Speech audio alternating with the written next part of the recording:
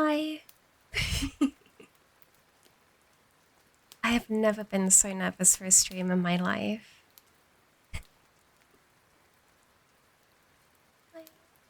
But look what I've done to this box. I've like completely messed it up. Hi. I'm so scared. It'll be fine, surely. Nothing will go wrong. I think, I'll be honest, I think the nurse outfit makes it a little bit more nervous. Like, hi, I'm completely new in this category. Please don't mind that I'm wearing a nurse outfit. Oh gosh. Okay. How is everybody's morning? I'm gonna call it a morning, even though it's currently 6:10 for me. I hope you all had a fantastic day. Today is Tuesday. Hi, Callie. I finished work in 15 minutes. Perfect. Hey, Dom. So scared. 5 p.m. Good morning to you too. Exactly. It's morning in my heart all day. It's always morning, exactly. Bunch of pretty hills and trees. I want to live on those hills like a hobbit. I'm not very good with hills. I grew up in really flat land, so when I see a hill, I get a little scared. Honestly, especially for driving. I'm terrible at driving on the hills. Oh my gosh, my hands are freaking out. Just like me, internally and externally, apparently. Okay. I have had canal walks and they're really flat. Luckily, where I live now isn't too hilly. Where I lived in Sweden, there was a lot of big hills and I used to cycle them. It was not fun, but it did have very strong legs. I live in a flat part of Hungary, so it's a breath of fresh air. And it's such a nice time of year to just take a walk, isn't it? It's so nice outside, so many pretty colours, and it's like not too cold, but it's also not too hot. You could wear like a light jacket and still be fine, which is really nice. I've been wearing, I've been wearing a lot of hoodies recently because all my jumpers are way too big for me now. So I feel like I have to just embrace the hoodie life for a little bit. And a big thank you for the pets. I need them. Oh, wow, thank you. Must be cold in a skimpy nurse outfit. Don't worry, just below me, you can't see. But on my lap, I have a nice fuzzy blanket to keep me warm. Don't worry. So we're gonna read. So nervous. My palms are sweaty. Sorry, I don't think you need to know that, but I'm just telling you. I'm just alerting you to the situation that I'm very nervous. But we're going to read Alice's Adventures in Wonderland. I can't read, so this is going to be really good. I have a physical copy of the book, but unfortunately, when I look down, I look weird, so I cannot read my physical copy. You don't need to lick fingers for page turning then. Well, that's what I'm saying. I can't really read the physical copy because when I look down, I just look like I'm having a sneeze. Right? Maybe I can. Let's see. Is this gonna work? I don't think so. This book is really pretty, by the way.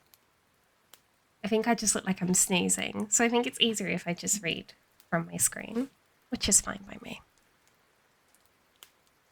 Stella can't read. Yes, and Stella is currently doing a reading stream, so kind of like a terrible combination, if you ask me. I thought... Who can even read in the big 2025? Not me. Neither can I, but here we are.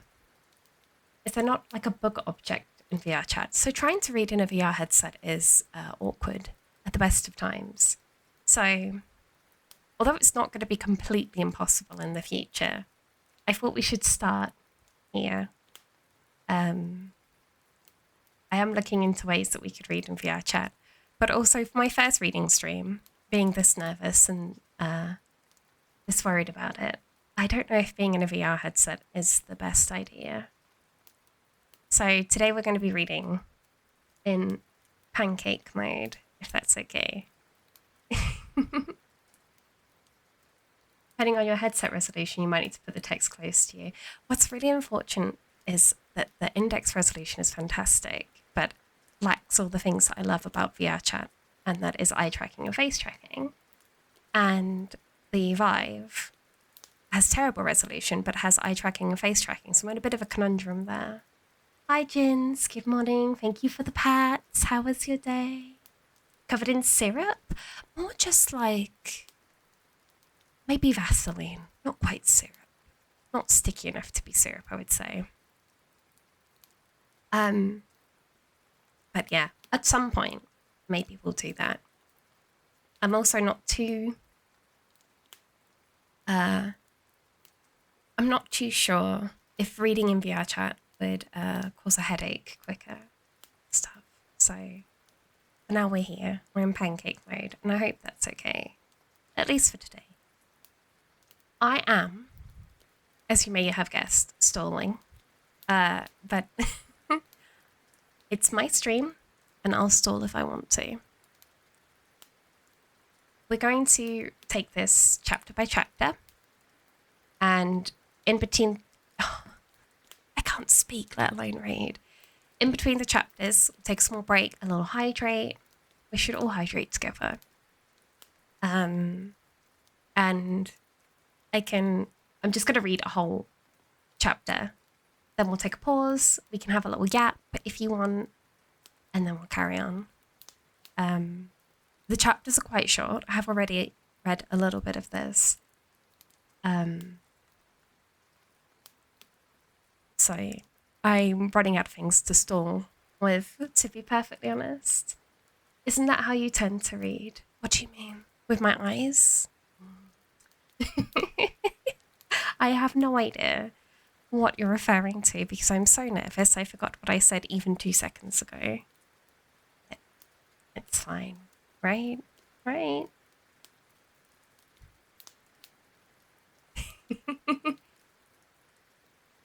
You find Sally, your voice is lovely. Thank you, Kelly. I truly hope that that is true, because if not, this is going to be a terrible couple of hours for you, having to listen to me yap on. This is a yapper's dream, isn't it, reading a book? I don't know about that. Okay, we will take a sip, our first sip of the stream. Please join me in having a sip of your preferred beverage. Today I have still water, no fizzy vessy today. And I did have a honey and lemon before I started, just to make sure my throat doesn't start to die too soon. Oh, hello, hands. And I'm still trying to stall, and that's not possible anymore. Cannot stall anymore. We have to start reading this book now, Stella, okay? Are we ready? Okay, I can stall some more. Hold on. Do you have your blankets? Do you have your snack? Do you have your hot drink? Do you have your cold drink? Do you have your favourite squishmallow? Do you have slippers on your feet and pyjamas on your body? I hope so. I do not have a squishmallow. Actually, I have one to hand. Give me a second. I have a squishmallow now. Gonna get snacks. Yeah, go get your snacks. Go get your blanket. How's it going? How are you? I feel like I briefly saw you over the weekend, just for like a couple of seconds. So I hope you're doing well. I have my thigh highs on. Very cozy. Hot and cold drink? Catching stomach flu? No, you have your hot drink. And then you need some water, surely. As well as your hot drink. Just a little water to keep you hydrated, right? You're sitting stacked with carrots. Carrots is a great snack, Grimmy. Carrots is a great snack. Carrots with hummus is an even better snack. Okay. Can we keep stalling? Can we just stall forever? Is that okay? Hummus? Oh, don't talk to me about hummus. Actually, lots of carrots. I would love some hummus right now. But wait, what did we all have for dinner? I made enchiladas today. It was pretty good. But I didn't make, last time I made enchiladas, I made shredded chicken, but I didn't do shredded chicken this time. They weren't as good in my opinion. The shredded chicken really makes them nice. Okay. We can no longer stall. I have to read. I'm sorry. I'm so scared. Okay. Deep breath.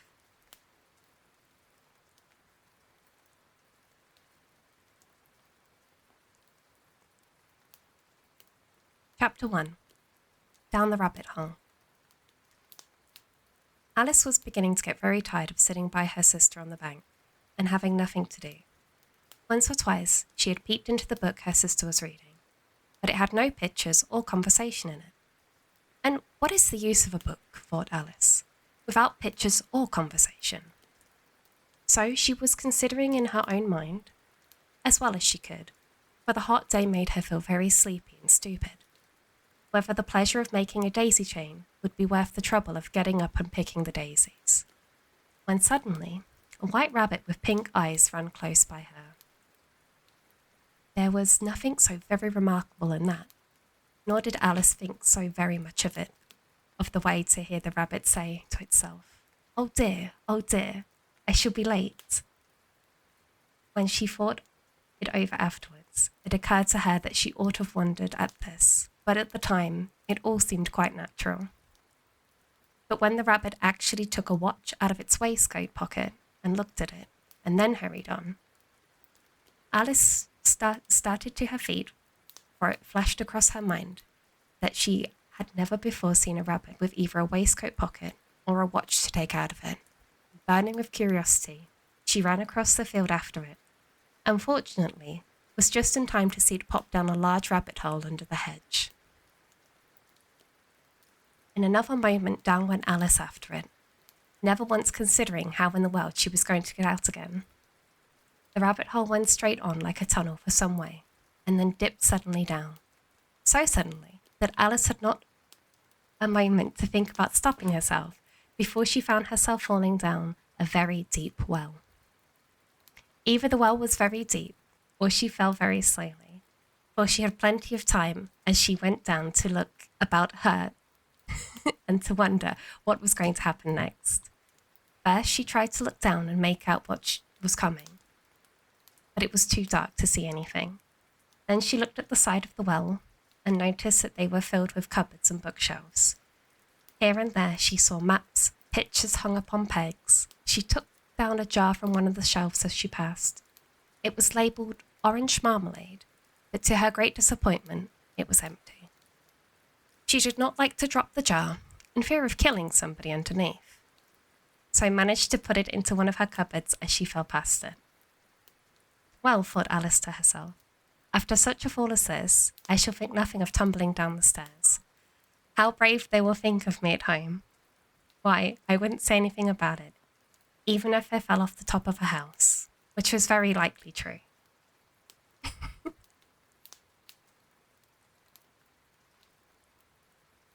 Ollie, oh goodness, what is happening? Hi.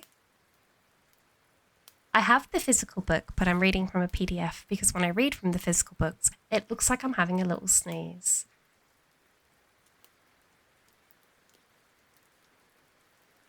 Thank you, Semka.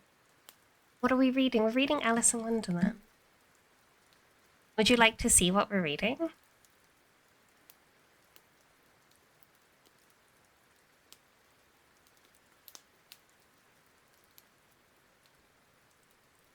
Wonder if I can fix it.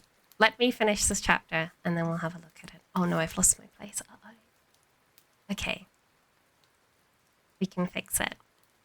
It's just like the text.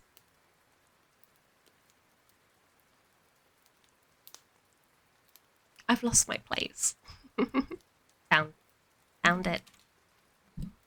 Let's fix it now then for you. Where should we put it? Up here?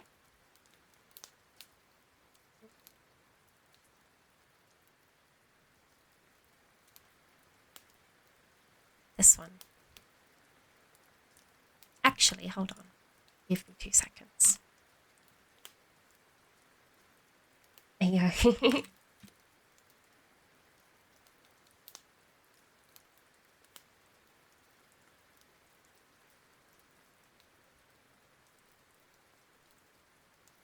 I'd never actually read the original book before.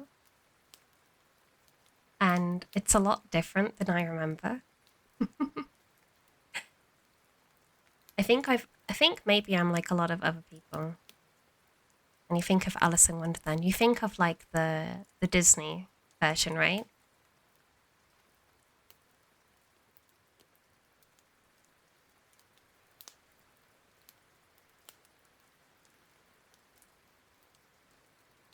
I only read like the teen fantasy version of it. Never even read that. Am I terrible? Never watched it or read it. I had watched the Disney film, but that's about it.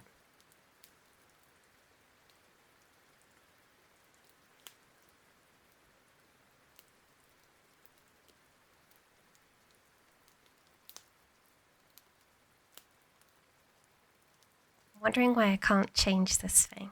And I think it's because I'm a silly bean. It's okay. We fix it.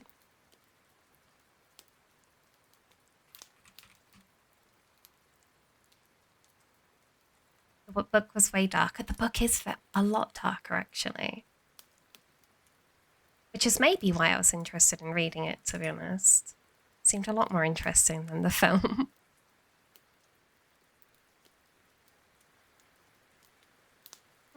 Why can I not change this size? Excuse me? Thank you for the pats again, and welcome. I appreciate it.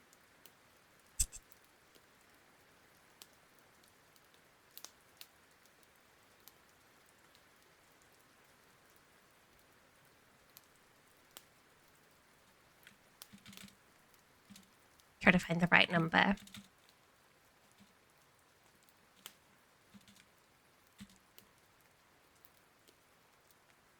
I think this is good. I should have thought about this, shouldn't I? It's okay.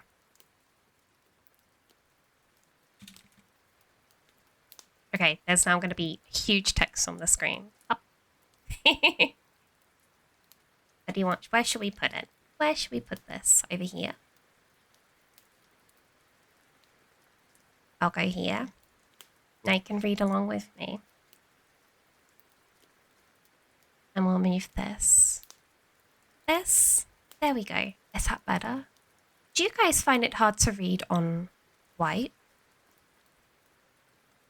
I know it's quite common that people find it really uncomfortable to read on white. Oh. So we are currently... Our next slide is going to be down, down, down. It's more that the font is kind of small. I can change that for you. Oh, that's really big now. Better?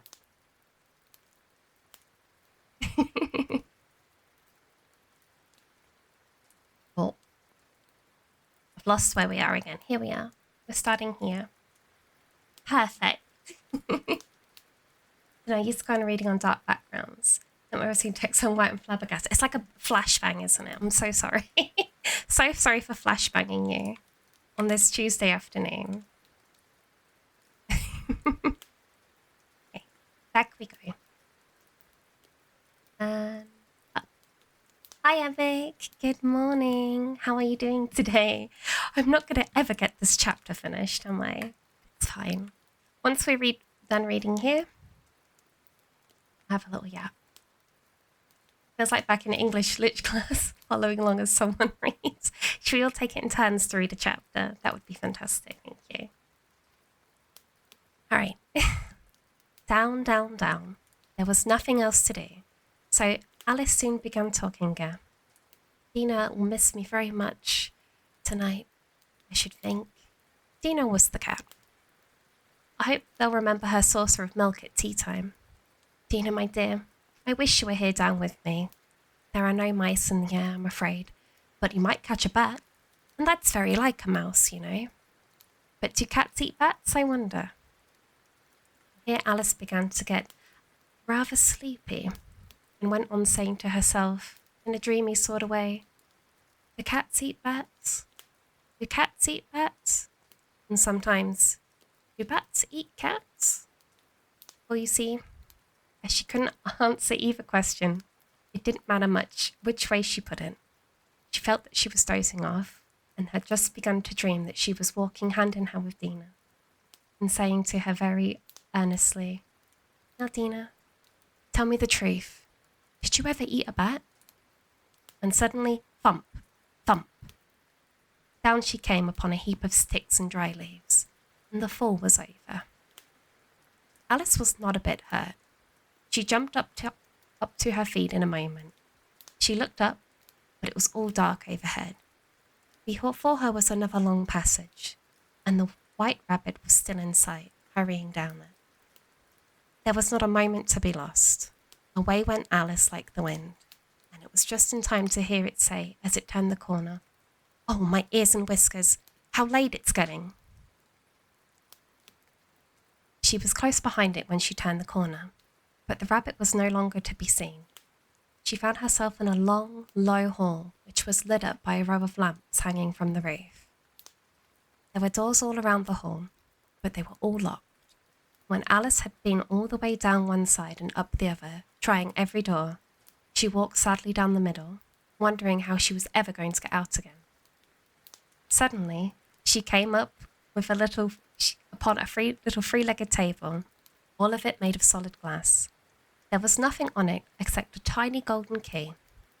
Alice's first thought was it might belong to one of the doors of the hall.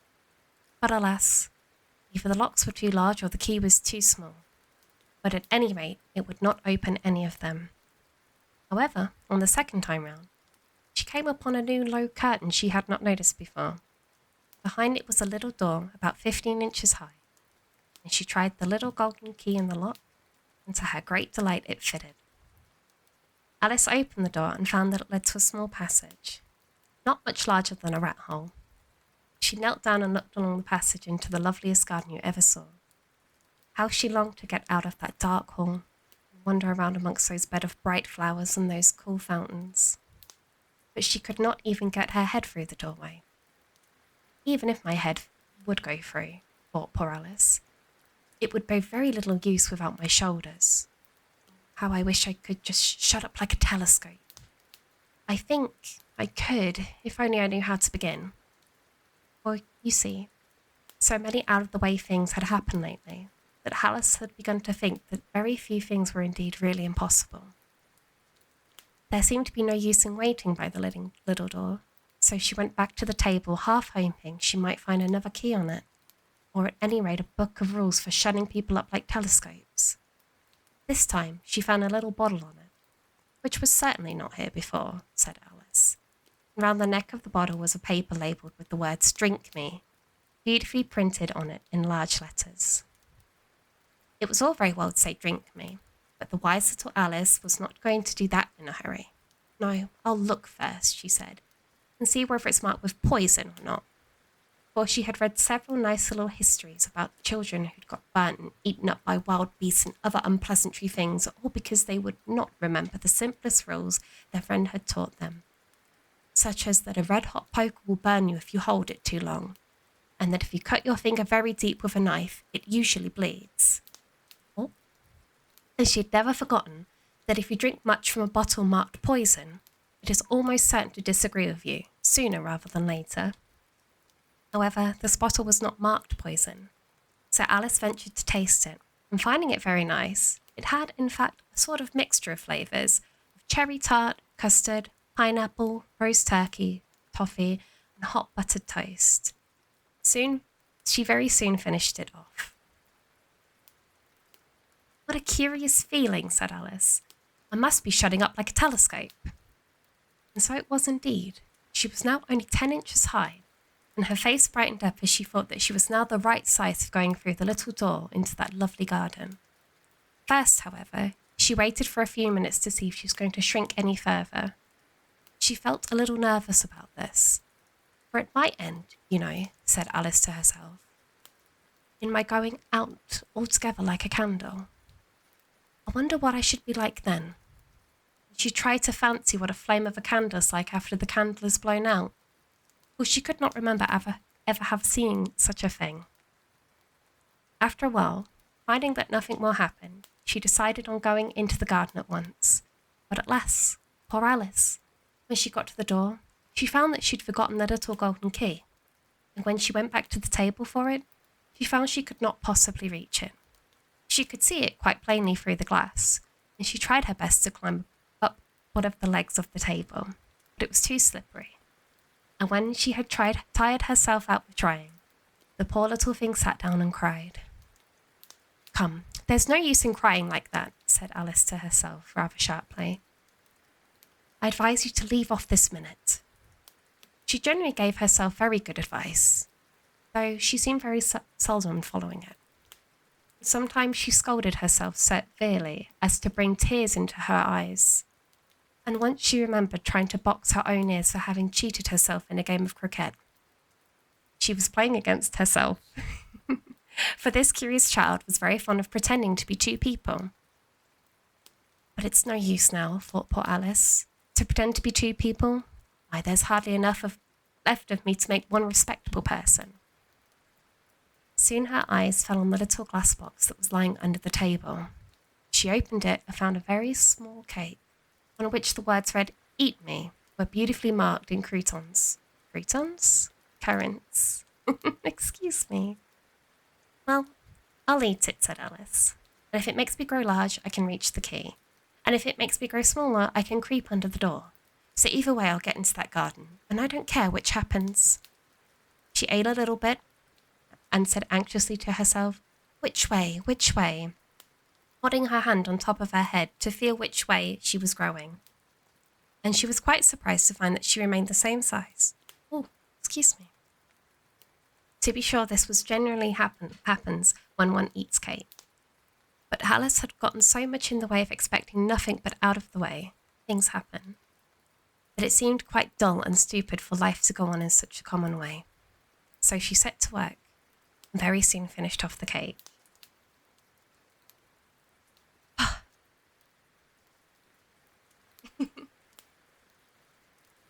Cozy from bed and listening. Thanks for bedtime story. Get cozy, get your blankets, get your snackies. We're on chapter 2 now.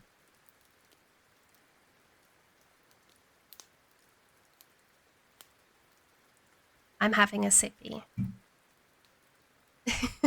of water, and I would encourage you all to have a sippy too. Thank you. I'm still very nervous, but it's a good story to read to start, because it's apart from calling currants croutons, but I think I'll make more mistakes like that. I tend to sometimes just look at the first few letters of the word and think, yes, croutons. I'm still super warm, and as much as I love having my Squishmallow here, he's not really comforting as he is just making me even warmer. But I'll hold on to him, because you all have your Squishmallows too, right? Okay. Are you ready for the next chapter? Chapter 2. The Pool of Tears. Curiouser and curiouser, cried Alice. She was so much surprised that for the moment she quite forgot how to speak good English. Now I'm opening out like the largest telescope that there ever was. Goodbye, feet. When she looked down at her feet, they seemed to be almost out of sight. We're getting so far off. Oh, my poor little feet. I wonder who shall put your shoes and stockings for you now, dears. I'm sure I shan't be able. It should be a great deal too far off to trouble myself about you. You must manage the best way you can. But I must be kind to them, thought Alice, or perhaps they won't walk the way I want to go. Let's see. I'll give them a new pair of boots every Christmas. Oh. And she went on planning to herself how she would manage it. They must go by the carrier, she thought. And how funny it will seem, sending presents to my own feet, and how odd the directions will look. Alice's right foot, hearthrug near the fender with Alice's love. Oh dear, what nonsense I'm talking. Just then, her head struck against the roof of the hall. In fact, she was now more than 9 feet high, and she at once took up the little golden key and hurried off to the garden door. Poor Alice. It was as much as she could do, lying down on one side to look through the garden with one eye. But to get through was more hopeless than ever. She sat down and began to cry again. You ought to be ashamed of yourself, said Alice. A great girl like you, she might as well say this, to go on crying in this way? Stop this moment, I tell you. But she went on all the same, shedding gallons of tears, until there was a large pool around her, about 4 inches deep and reaching halfway down the hall. After a time, she heard little pattering of feet in the distance. She hastily dried her eyes to see what was coming. It was the White Rabbit returning, splendidly dressed, with a pair of white kid gloves in one hand and a large fan in the other. He came trotting along in a great hurry, muttering to himself as he came, Oh, the Duchess! The Duchess! Oh, won't she be savage if I've kept her waiting? Alice felt so desperate that she was ready to ask for help from anyone. So when the rabbit came near her, she began in a low, timid voice, If you please, sir. The rabbit started violently, dropped the white kid gloves and the fan, and scurried away into the darkness as hard as he could. Oh, I keep going too far. Alice took up the fan and the gloves, and as the hall was very hot, she kept fanning herself all the time she went on talking. Dear, dear, how queer everything is today. Yesterday things went on just as usual. Would have been changed in the night. Let me think. Was I the same when I got up this morning? Almost think I remember feeling a little different.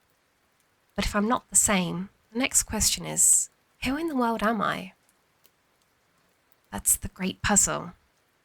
She began thinking over all the children she knew that were of the same age as her, to see if she could have been changed for any of them. I'm sure I'm not Ada, she said, for her hair goes in such long ringlets, and mine does not go in ringlets at all. I'm sure I can't be Mabel, for I know all sorts of things, and she knows such very little. Besides, she's she and I'm I, and oh dear, and how puzzling it all is. Try if I know all the things I used to know. You see, 4 times 5 is 12, 4 times 6 is 13, 4 times 7 is, oh dear, I shall never get to 20 at that rate. However, the multiplication table doesn't signify. Let's try geography. London is the capital of Paris, and Paris is the capital of Rome, and Rome...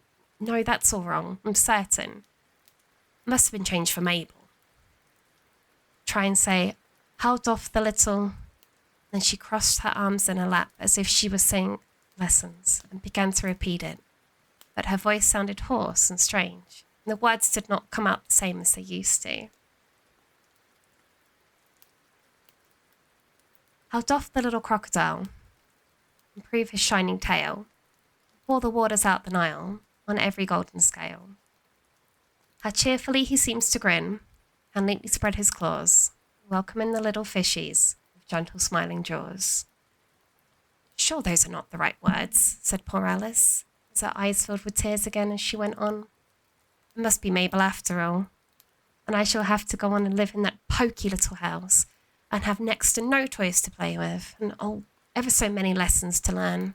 No, I've made up my mind about it. If I'm Mabel, I'll stay down here. It'll be no use putting their heads down and saying, come up again, dear. I should only look and say, who am I then? Tell me that first, and then, if I like being that person, I'll come up. If not, I'll stay down here until I'm somebody else."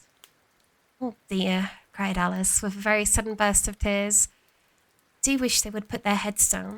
I'm so very tired of being down here all alone."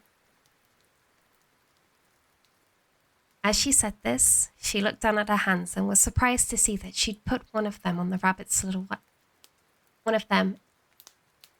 Excuse me, let me try that sentence again. Hi, Seren, good morning. As she said this, she looked down at her hand and was surprised to see that she had put on one of the rabbit's little white kid gloves while she was talking. How can I have done that, she thought. I must be growing small again.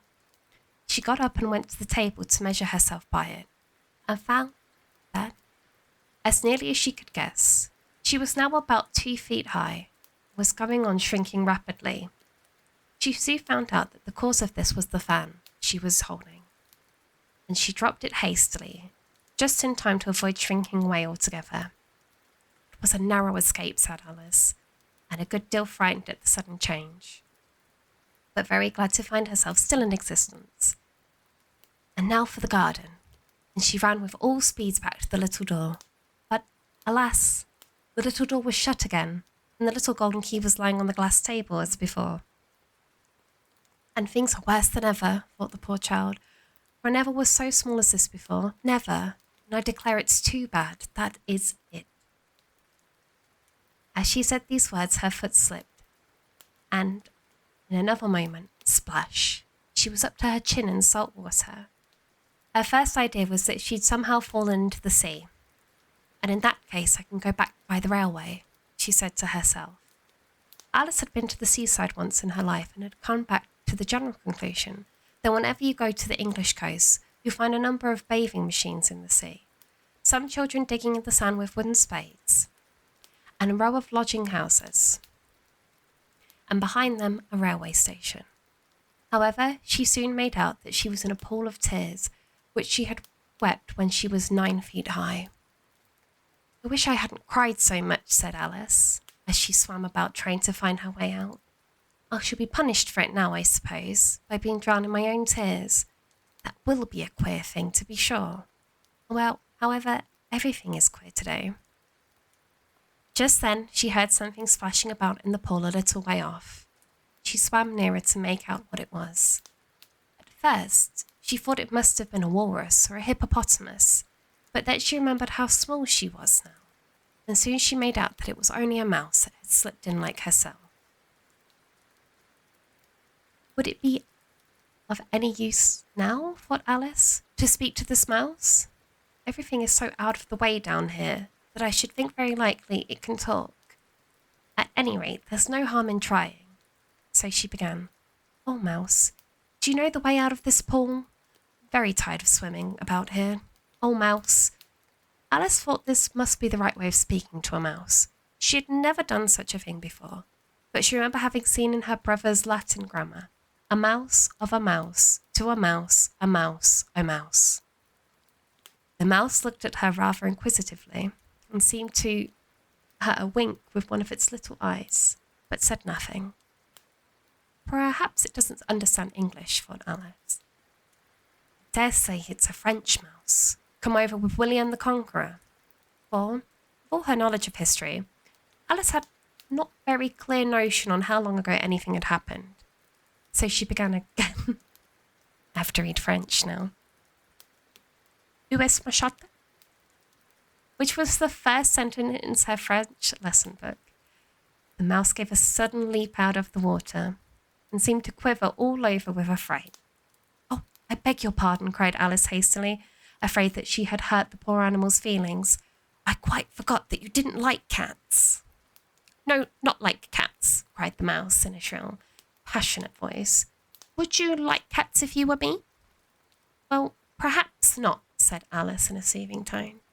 Don't be angry about it. And yes, yet I wish I could show you our cat Dina. I think you'd take a fancy to cats if you could only see her. She is such a dear, quiet thing, Alice went on half to herself, as she swam lazily around the pool.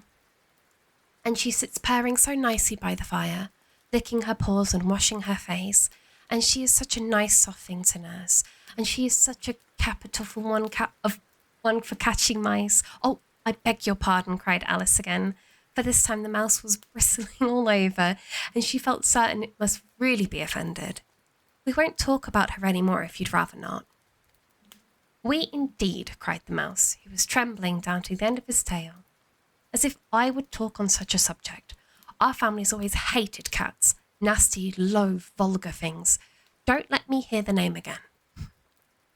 I won't indeed, said Alice, in a great hurry to change the subject of the conversation. Are you fond of dogs? The mouse did not answer, so Alice went on eagerly. There is such a nice little dog near our house. I should like to show you.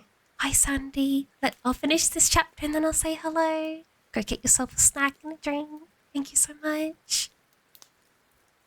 A little bright-eyed terrier, you know, with such long curly brown hair. And it will fetch things when you throw them. And it will sit up and beg for its dinner and all sorts of things. I can't remember half of them. And it belongs to a farmer, you know. And he says it's so useful. It's worth £100. He says it kills all the rats and... Oh dear, cried Alice in a sorrowful tone. I'm afraid I've offended it again. For the mouse was swimming away from her as hard as it could go, making quite a commotion in the pool as it went. So she called softly after it. Mouse, dear, do come back again, and we won't talk about cats or dogs either, if you don't like them. When the mouse heard this, it turned around and swam slowly back to her. Its face was quite pale with passion, Alice thought. And it said in a low, trembling voice, let us get to the shore, and then I'll tell you my history, and then you'll understand why I hate cats and dogs. It was high time to go, for the pool was getting quite crowded with birds and animals that had fallen into it. There was a duck, a dodo, a lorry, an eaglet, and several other curious creatures. Alice led the way, and the whole party swam to the shore. Hi! Thank you so much for the raid, Sandy. How was your stream? We're at chapter 3, so it's time for a little sippy break. And if you've been sitting down for a while, make sure to have a stretch as well. And Sandy, please get something to drink and something to eat after your stream. Do your post-stream care.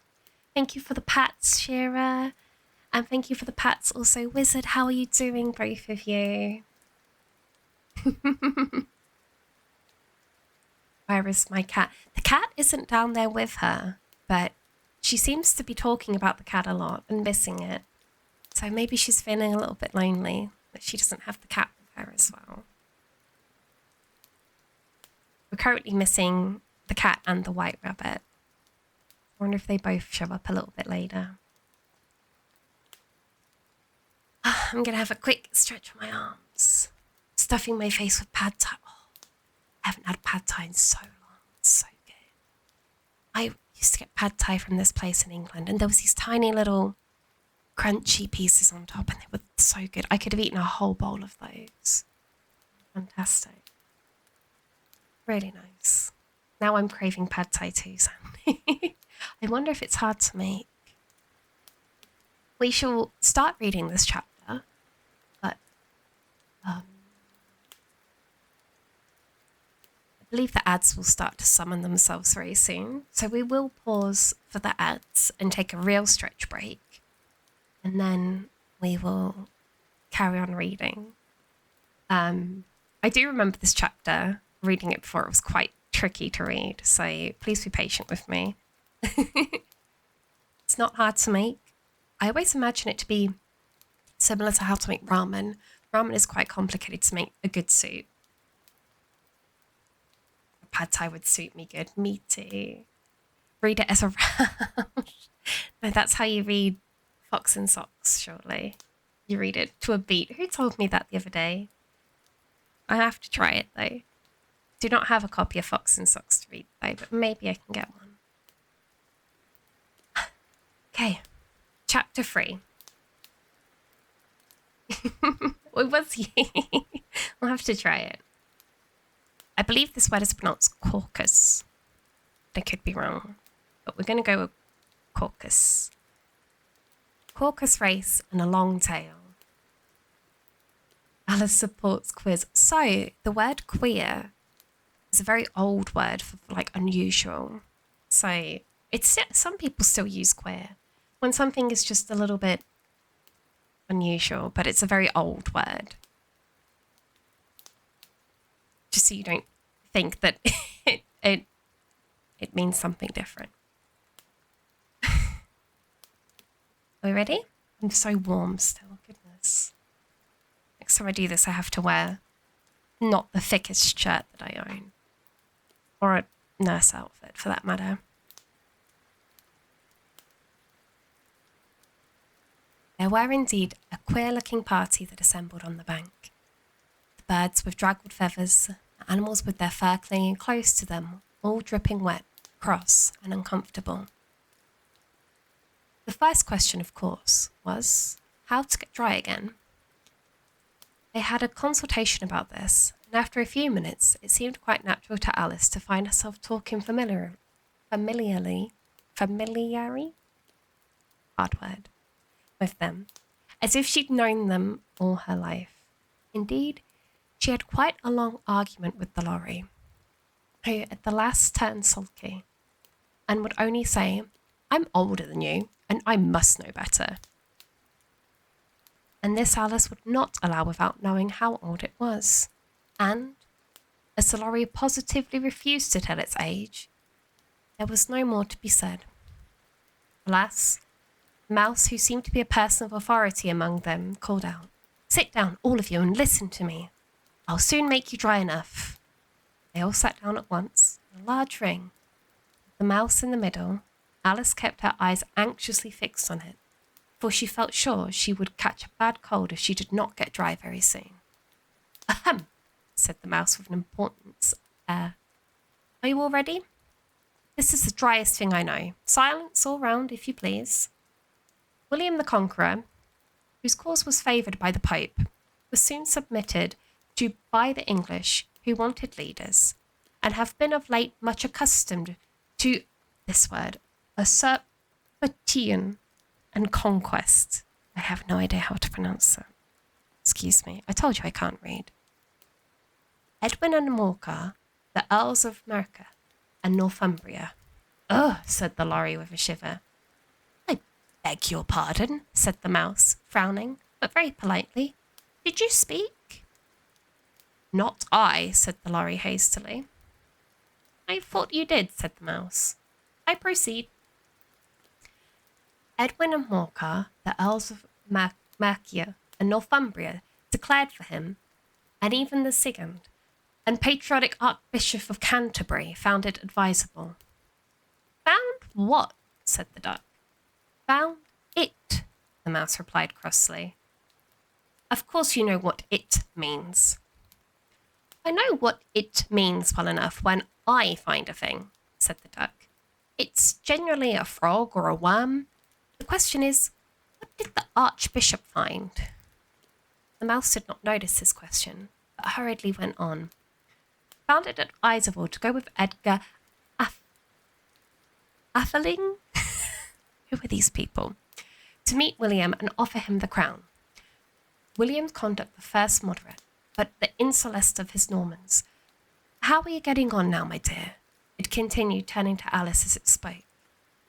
"As wet as ever," said Alice in a melancholy tone. "It doesn't seem to dry me at all." "In that case," said the dodo solemnly, rising to its feet, "I move the meeting adjourn for the immediate adoption of the more energetic remedies." "Speak English," said the eagle.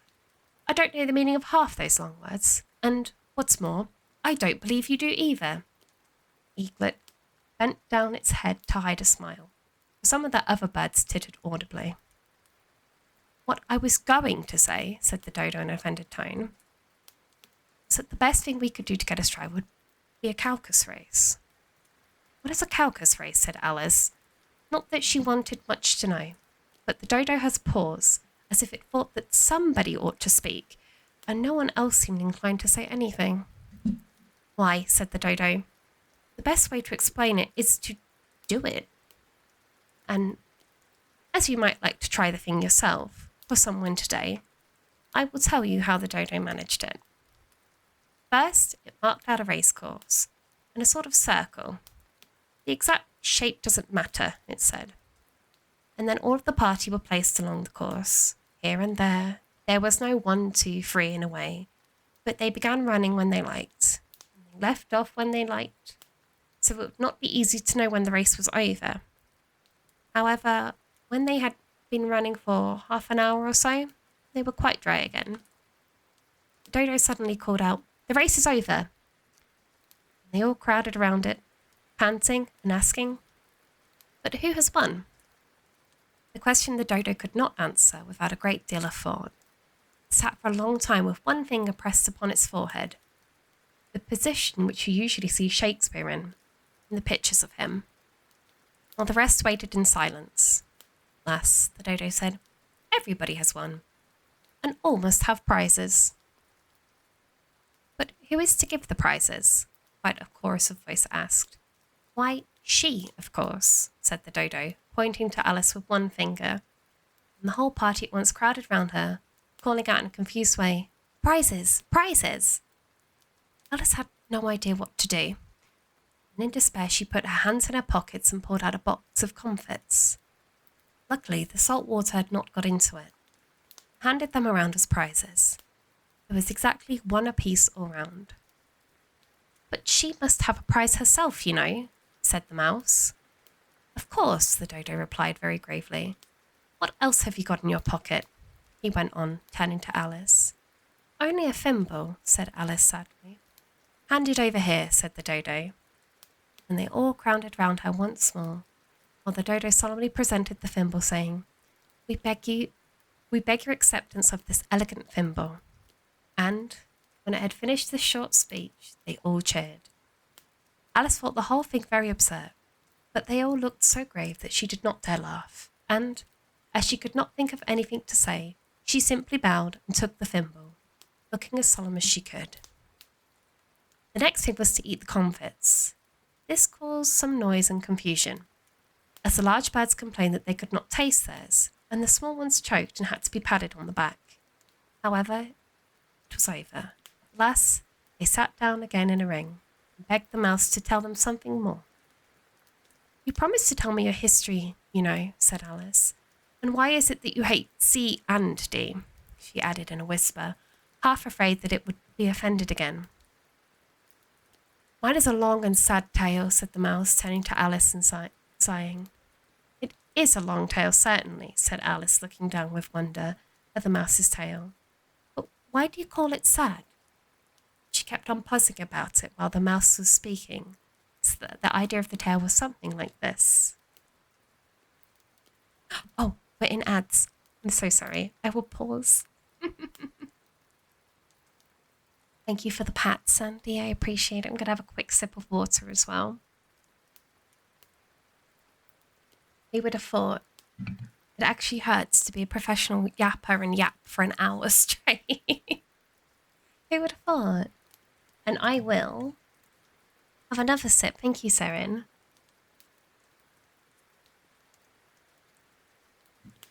Elevator music. Yeah, I need a little button for some elevator music, don't I? That would be fantastic.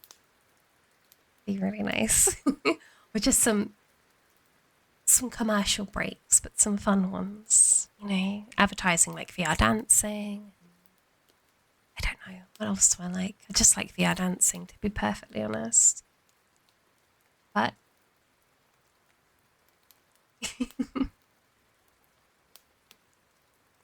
I should have a stretch too. And we should all have a stretch, actually. Oh, we could have a stretching video. We could make some more. We could have a stretching video during the break. Be really nice. Nothing beats when you've been sat down for a long time, or you've been like in the car for a while or something. Just a good stretch when you get out. It's so nice. Or when you wake up in the morning, just a nice big stretch. And Seren also very stinky today. I'm sorry. I don't make the rules. Professional improvisation yapper versus professional script yapper. Do you know what? It's harder to read a script, I think. One more sip and then we continue. We're just about, welcome back from the as we're just about to read The Mouse's Long Tale. I don't know how to read this, but last time I read it like a poem. Like all the commas at the end of the sentence, I believe, but I'm not sure. So we're just going to give it a try. Fairy, said the mouse, that he met in the house. Let us both go to law. I will prosecute you. Come. I'll take no denial. We must have a trial. For really this morning I've nothing to do. Said the mouse to the cure. Such a trial, dear sir, with no jury or judge, would be wasting our breath. And I'll be the judge. I'll be the jury. Said cunning old Fury. I'll try the whole cause and condemn you to death. You are not attending, said the mouse to Alice very severely. What are you thinking of? I beg your pardon, said Alice very humbly. We had got off the fifth bend, I think. I had not, cried the mouse sharply and very angrily. A not, said Alice, always ready to make herself useful, and looking anxiously about her. Oh, do let me help undo it. I shall do nothing of the sort, said the mouse, getting up and walking away. You insult me by talking such nonsense. I didn't mean it, pleaded poor Alice. You're so easily offended, you know. The mouse only growled in reply. Please come back and finish your story, Alice called after it, and the others all joined in chorus. Yes, please do. But the mouse only shook its head impatiently and walked a little quicker. What a pity it wouldn't stay, sighed the lorry, as soon as it was quite out of sight. An old crab took the opportunity of saying to her daughter, Ah, my dear, let this be a lesson to never lose your temper. Hold your tongue, Ma, said the young crab, a little snappishly. You're enough to try the patience of an oyster. I wish I had Ardina here. I know I do, said Alice aloud, addressing nobody in particular. She'd soon fetch it back. And who is Dina, if I might venture to ask a question, said the lorry. Alice replied eagerly, for she was all ready to talk about her pet. Dina is our cat, and she's such a capital one for catching mice. You can't think. Oh, I wish you could see her after the birds. Well, she'll eat little birds as soon as I look at it. This speech caused a remarkable sensation amongst the party. Some of the birds hurried off at once. One old magpie began wrapping itself up very carefully, remarking, I really must be getting home. The night air doesn't suit my throat. And a canary called out in trembled voice to its children, Come away, my dear. It's high time you were all in bed. Various pretexts, they all moved off, and Alice was soon left alone. Wish I hadn't mentioned Dina, she said to herself in a melancholy tone. No one seems to like her down here, and I'm sure she's just the best cat in the world. Oh, my dear Dina, I wonder if I shall ever see you any more. And here poor Alice began to cry again, for she felt very lonely and low-spirited in In a little while, however, she heard little pattering of footsteps in the distance. She looked up eagerly, half hoping that the mouse had changed his mind and was coming back to finish his story. Thank you for the pats. I'm having another sip because we're at the next chapter. I feel like it's taking me just as long today to read it as it did during my test run. And it's not supposed to be that long of a book, but we're currently only at chapter 4. This book is 12 chapters long. Not supposed to be that long of a book, is it? You are just in time. If you would like a small recap, Alice has fallen down into a hole, was chasing a white rabbit, couldn't get through a tiny door, got really big, cried, and they've just got out of this big puddle. She scared all the birds off talking about her cat back at home.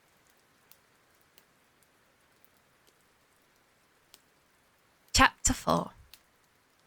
Rabbit sends in a little bill. It was the white rabbit, trotting slowly back again and looking anxiously about as it went. As if it had lost something, she had heard it muttering to itself. The Duchess! The Duchess! Oh, my dear paws! Oh, my fur and whiskers! She'll get me executed! As sure as ferrets are ferrets. Where can I have dropped them, I wonder? Alice guessed in the moment that it was looking for the fan and the pair of white kid gloves, and she was very good-naturedly began hunting about for them. But they were nowhere to be seen. Everything seemed to have changed since her swim in the pool, and the great hall, the glass table and the little door had vanished completely. Very soon the rabbit noticed Alice. She went on hunting about and called out to her in an angry tone. Why, Marianne, what are you doing out here? Run home this moment. Fetch me a pair of gloves and a fan. Quick, now. And Alice was so much frightened that she ran off at once in the direction it pointed to, without trying to explain the mistake that it had made. He took me for one of his housemaids, she said to herself as she ran. How surprised he'll be when I found out who I am. But I better take him his fan and his glove. That is, if I can find them. As she said this, she came upon a neat little house on the door of which was a bright glass plate with the name W. Rabbit engraved upon it. She went in without knocking and hurried upstairs in great fear she should meet the real Marianne and be turned out the house before she had found the fan and the gloves. How queer it seems, said Alice to herself, to be going messages for a rabbit. I suppose Dina will be sending me messages next.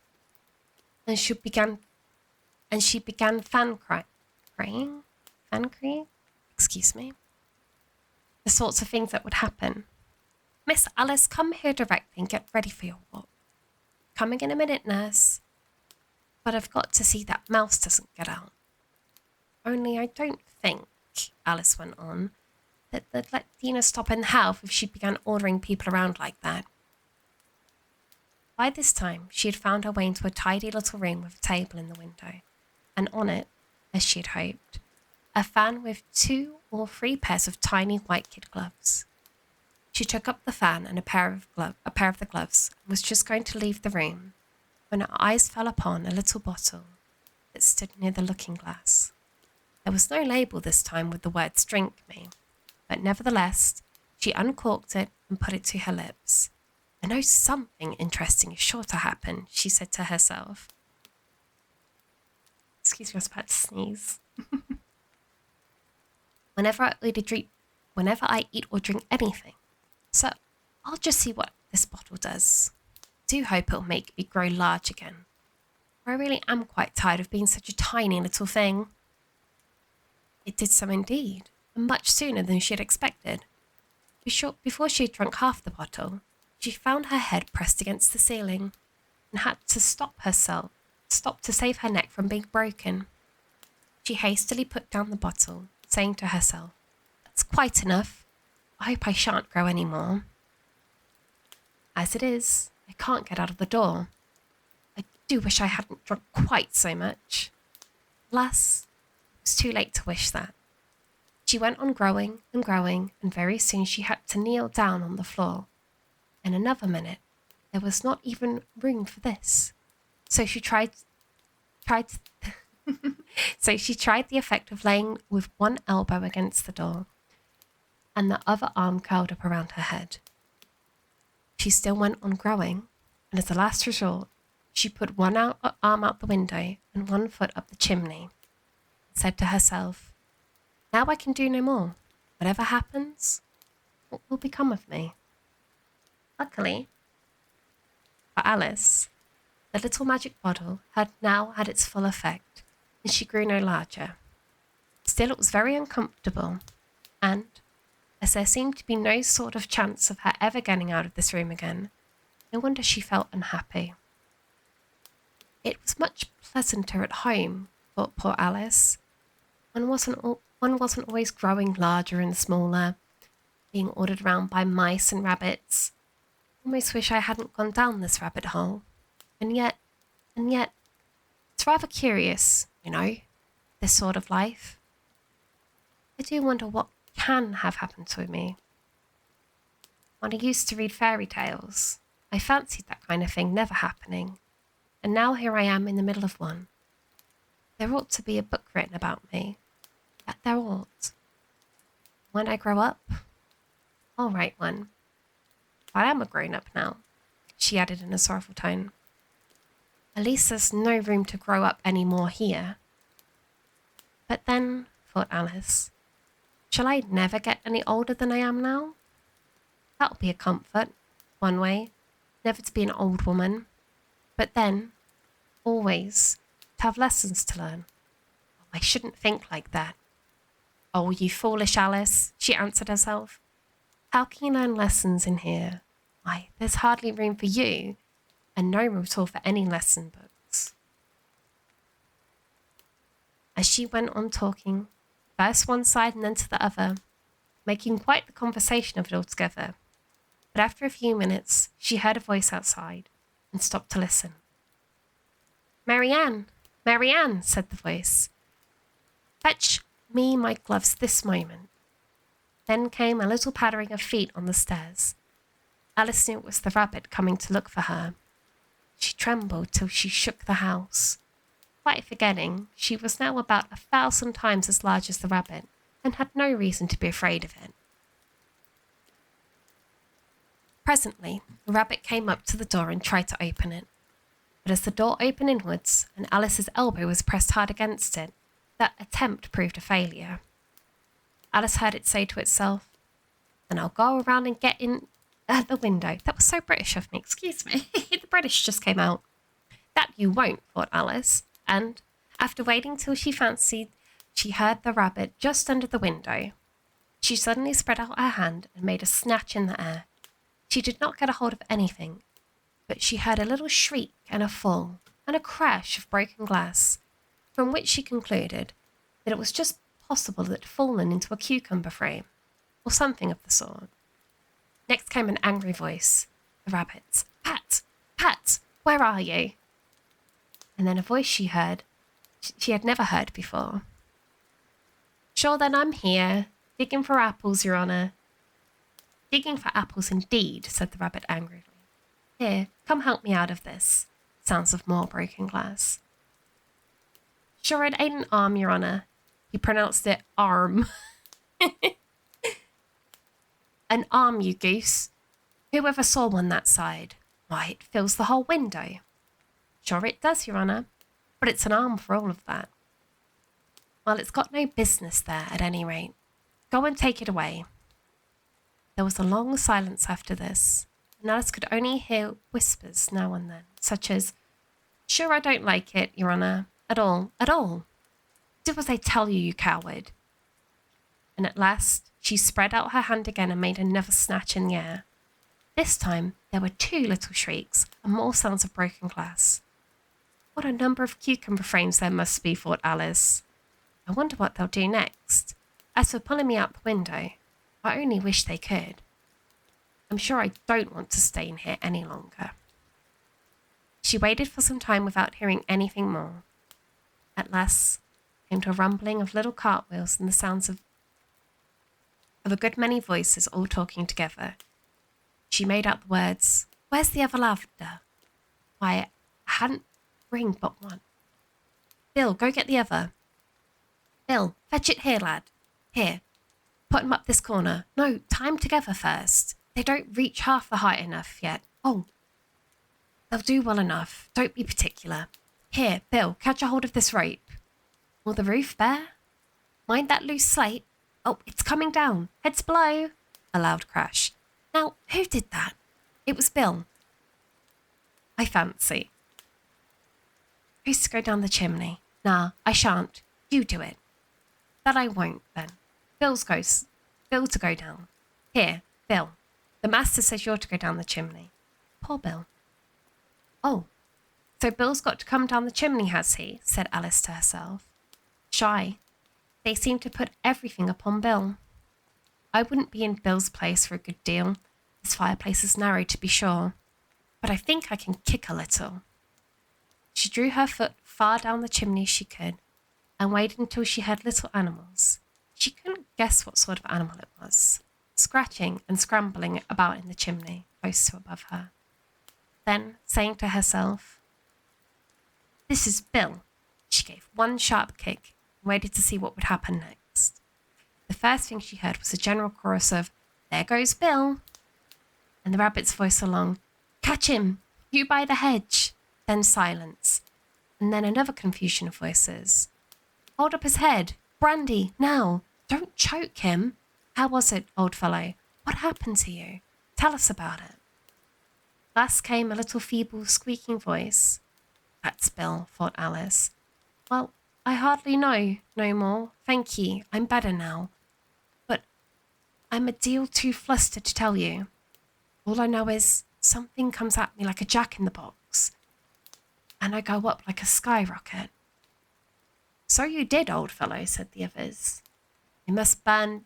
We must burn the house down," said the rabbit's voice, and Alice called out as loud as she could, "If you do, I'll set Dina on at you." There was a dead silence instantly, and Alice thought to herself, "I wonder what they will do next. If they had any sense, they'd take the roof off after a minute or two." It began moving again, and Alice heard the rabbit say, "A barrelful will do to begin with." Barrelful of what? Thought Alice.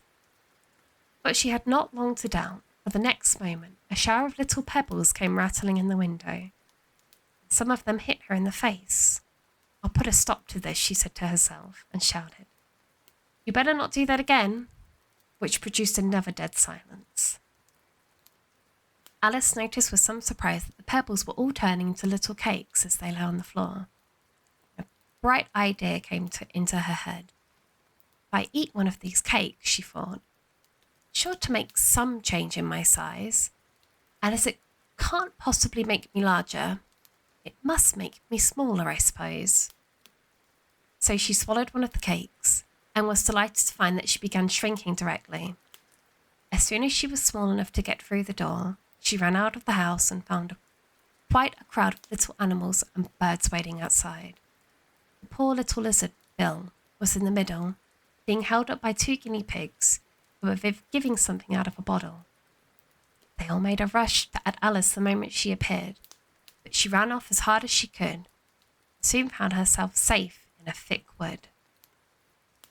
"The first thing I've got to do," said Alice to herself as she wandered about in the woods, "is to grow to my right size again. The second thing is to find my way out into that lovely garden. Excuse me.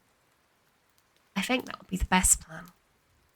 Sounded like an excellent plan, no doubt, and very neatly and simply arranged. The only difficulty was that she had not the smallest idea how to set about it. And while she was peering about anxiously amongst the trees, a little sharp bark just over her head made her look up in a great hurry. An enormous puppy was looking down at her with large round eyes and feebly stretching out one paw, trying to touch her. "Poor little thing," said Alice in a coaxing tone, and she tried hard to whistle to it. But she was terribly frightened all the time at the thought that it might be hungry, in which case it would be very likely to eat her up in spite of all of her coaxing. Oh, excuse me, I cannot read at the moment. Hardly knowing what she did, she picked up a little bit of stick and held it out to the puppy, whereupon the puppy jumped into the air off all of its feet at once, and with a yelp of delight, and rushed at the stick, and made believe to worry it. And Alice dodged behind a great thistle to keep herself from being run over. The moment she appeared on the other side, the puppy made another rush at the sticks and tumbled head over heels in its hurry to get a hold of it. And Alice, thinking it was very likely going to have a game of play with the cart horse, and expecting every moment to be trampled under its feet, ran around the thistle again.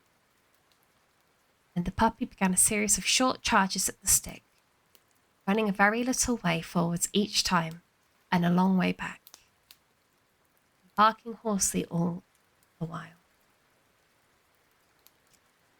Till at last it sat down a good way off, panting with its tongue hanging out of its mouth and its great eyes half shut.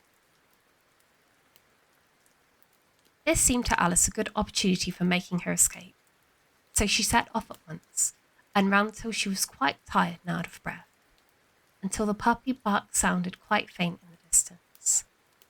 And yet what a dear little puppy it was, said Alice, as she leaned against a buttercup to rest herself and fan herself with one of the leaves. I should have liked teaching it tricks very much, if I'd only been the right size to do it. Dear, nearly forgotten that I've got to grow up again. Let me see. How is it to be managed? I suppose I ought to eat or drink something or other. The great question is what? The great question certainly was what. Alice looked all around her and the flowers, the blades of grass, but she did not see anything that looked like the right thing to eat or drink under the circumstances. There was a large mushroom growing near her, about the same height as herself.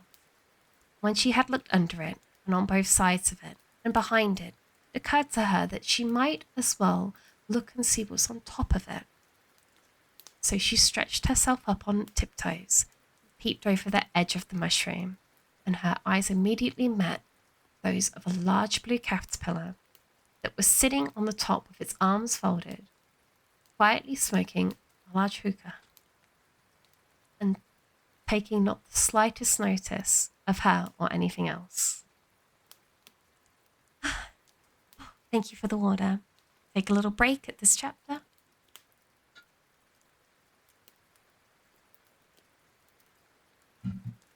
Oh, professional yapper. It's hard to yap. It's hard to yap even as a professional yapper. It's hard to keep your voice from going hoarse, I think. I also don't have any honey and lemon, so I can't have a honey and lemon after. I did have one before, though. So I think that should be fine. But let's say I've also almost drank half a litre of water, but not quite, but almost. Have a quick stretch.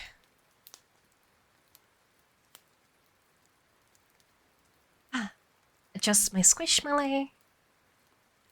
And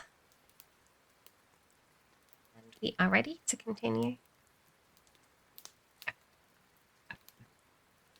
Reading up, we should call these, shouldn't we?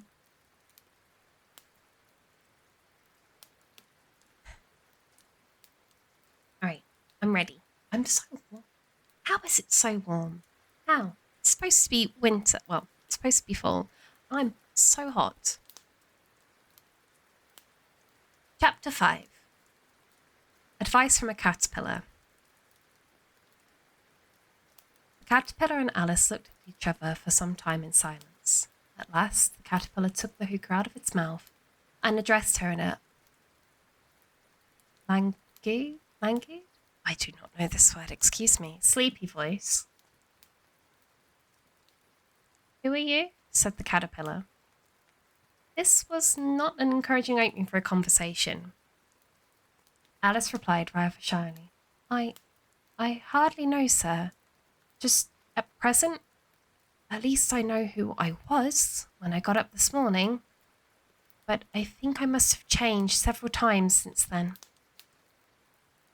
What do you mean by that? Said the caterpillar sternly. Explain yourself. I can't explain myself, I'm afraid, sir, said Alice, because I'm not myself, you see. I don't see, said the caterpillar. Afraid I can't put it any more clearly, Alice replied very politely, for I can't understand it myself to begin with. And being so many different sizes in a day is very confusing. It isn't, said the caterpillar. Well, perhaps you haven't found it so yet, said Alice. You have to turn into a chrysalis? What? Can I get a dictionary? Oh, that's actually a really good idea. I'll get a dictionary next stream. You will someday, you know, and then after that, into a butterfly. I should think you will feel a little queer, won't you? Not a bit, said the caterpillar. Well, perhaps your feelings may be different, said Alice. All I know is it would feel very queer to me.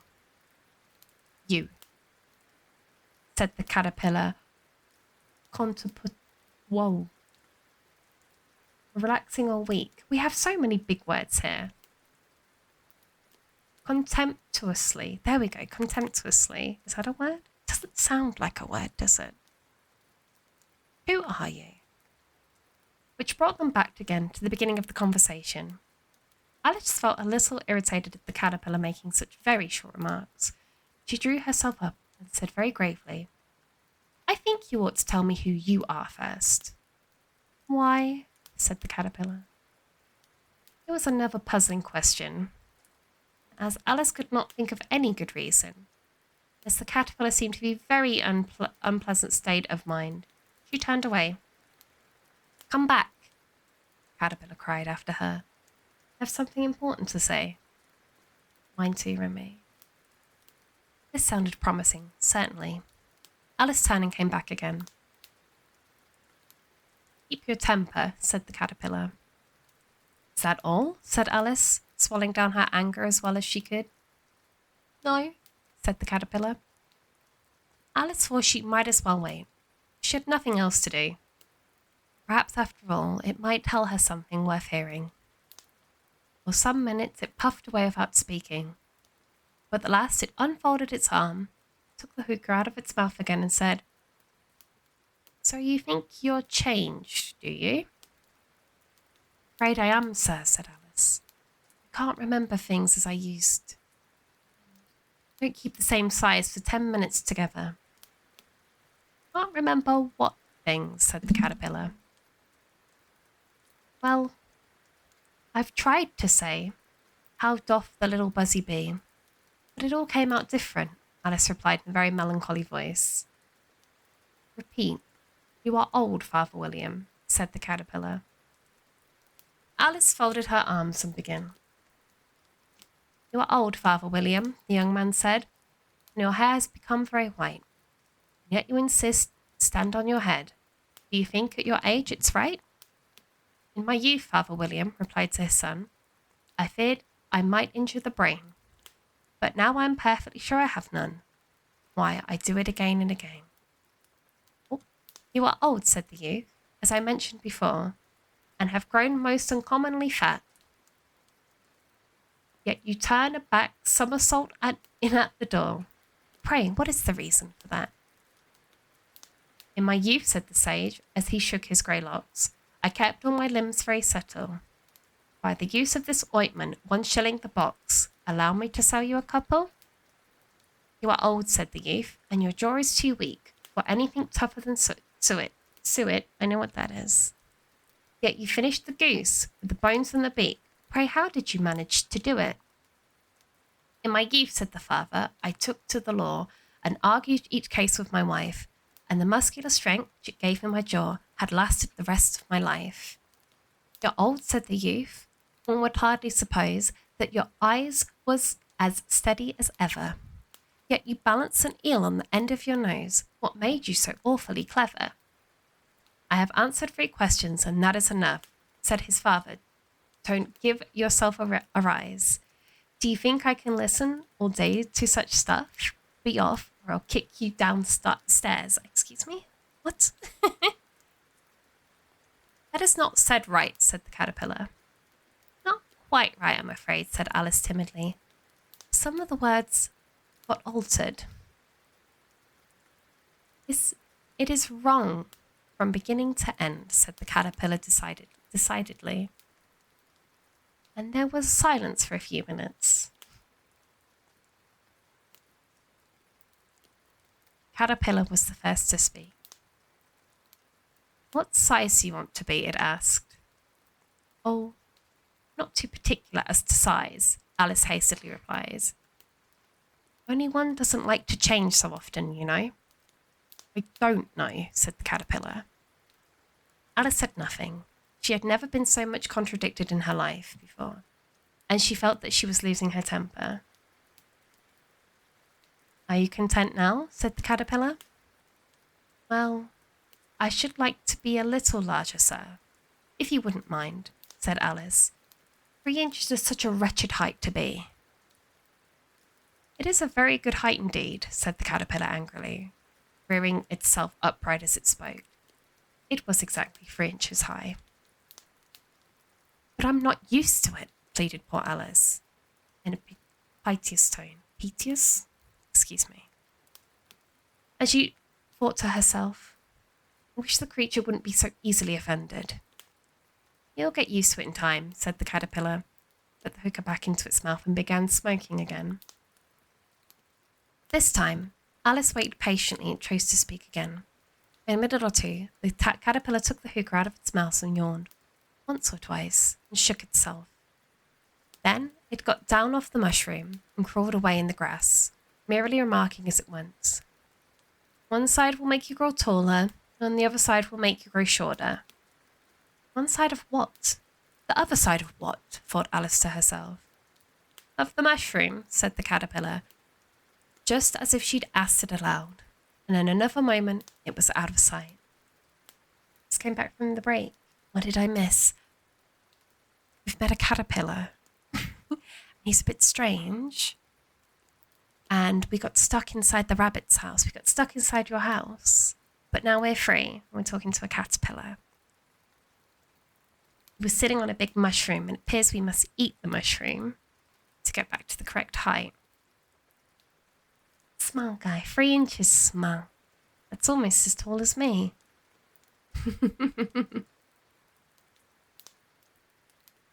Alice remained looking thoughtfully at the mushroom for a minute, trying to make out which were the 2 sides of it. And it was perfectly round. She found this very difficult question. However, at last she stretched her arms around it as far as they would go and broke off a bit of the edge with each hand. Now which is which, she said to herself, nibbled a little of the right hand bit to try the effect. Next moment, she felt a violent blow underneath her chin, and it struck her foot. She was a good deal frightened by this very sudden change, but she felt that there was no time to be lost as she was shrinking rapidly. So she set to work at once to eat some of the other bit. Her chin was pressed so closely against her foot that there was hardly any room to open her mouth. But she did it, at last, and managed to swallow a morsel of the left hand bit. Come, my head's free at last, said Alice in a tone of delight, which changed into alarm in another moment, when she found that her shoulders were nowhere to be found. All she could see when she looked down was an immense length of neck, which seemed to rise like a sword out of the sea of green leaves that lay below her. What can all that green stuff be? Said Alice. Where have my shoulders got to? Oh, my poor hands. How is it I can't see you? She was moving them about as she spoke, but no result seemed to follow, except a little shaking among the distant green leaves. As there seemed to be no chance of getting her hands up to her head, she tried to get her head down to them, and was delighted to find that her neck would bend about easily in any direction, like a serpent. She had just succeeded in curving it down into a graceful zigzag, and was going to dive in amongst the leaves, which she found to be nothing but the tops of trees under which she had been wandering. Excuse me. I'm a bit just flabbergasted by the length of her neck. And a sharp hiss made her draw back in a hurry. A large pigeon had flown into her face and was beating her violently with its wings. Serpent! Screamed the pigeon. I'm not a serpent, said Alice indignantly. Indignantly. Leave me alone. Serpent, I say again, repeated the pigeon, but in a more subtle tone, and added with a kind of sob. I've tried every way, and nothing seems to suit them. I haven't the least idea what you're talking about, said Alice. I've tried the roots of the tree, and I've tried the banks, and I've tried the hedges, the pigeon went on without attending to her. But those serpents, there's no pleasing them. Alice was more and more puzzled, but she thought there was no use in saying anything more until the pigeon had finished. As if it wasn't troubled enough hatching eggs, said the pigeon. But I must be on the lookout for serpents night and day. I haven't had a wink of sleep in 3 weeks. Very sorry you've been annoyed, said Alice, who was beginning to see its meaning. Just as I'd taken the highest tree in the woods, continued the pigeon, raising its voice to a shriek, just as I was thinking I should be free of them, at last, there must needs come wriggling down from the sky. Ugh, serpent. But I'm not a serpent, I tell you, said Alice. I'm a... Well, what are you? Said the pigeon. I can see you're trying to invent something. I'm a little girl, said Alice rather doubtfully, as she remembered the number of changes she'd gone through that day. Likely story indeed, said the pigeon in a tone of the deepest contempt. I've seen a good many little girls in my time, but never one with such a neck as that. No, you're a serpent, and there's no use denying it. I suppose you'd be telling me, Nick, that you've never tasted an egg. I have tasted an egg, certainly, said Alice, who was a very truthful child, but little girls eat eggs quite as much as serpents do, you know. Don't believe it, said the pigeon, but if they do, why then they're a kind of serpent. That's all I can say. This was such a new idea to Alice that she was quite silent for a minute or two, which gave the pigeon the opportunity of adding, You're looking for eggs. I know that well enough. And what does it matter to me whether you're a little girl or a serpent? It matters a good deal to me, said Alice hastily. But I'm not looking for eggs as it happens, and if I was, I shouldn't want yours. I don't like them raw. Well, be off then, said the pigeon in a sulky tone, as it settled down again into its nest. Alice crouched down amongst the trees as well as she could, for her neck kept getting entangled amongst the branches. And every now and then she had to stop and untwist it. After a while, she remembered that she still had the piece of mushroom in her hand, and she set to work very carefully nibbling first at one and then the other, growing sometimes taller and sometimes shorter, till she had succeeded in bringing herself down to her usual height. It was so long since she'd been anything near the right size that it felt quite strange at first, but she got used to it in a few minutes. Began talking to herself, as usual. Come, there's half my plan done now. How puzzling all these changes are. I'm never sure what I'm going to be, from one minute to another. However, I've got back my right size. The next thing is to get into that beautiful garden. How is that to be done, I wonder? As she said this, she came suddenly upon an open place with a little house in it about 4 feet high. Whoever lives there, thought Alice, will never do to come upon It'll never do to come upon them this size. I should frighten them out of their wits. So she began nibbling at the right-hand bit again, and did not venture to go near the house until she had brought herself down to 9 inches high. Stretch break. Stretch and water break.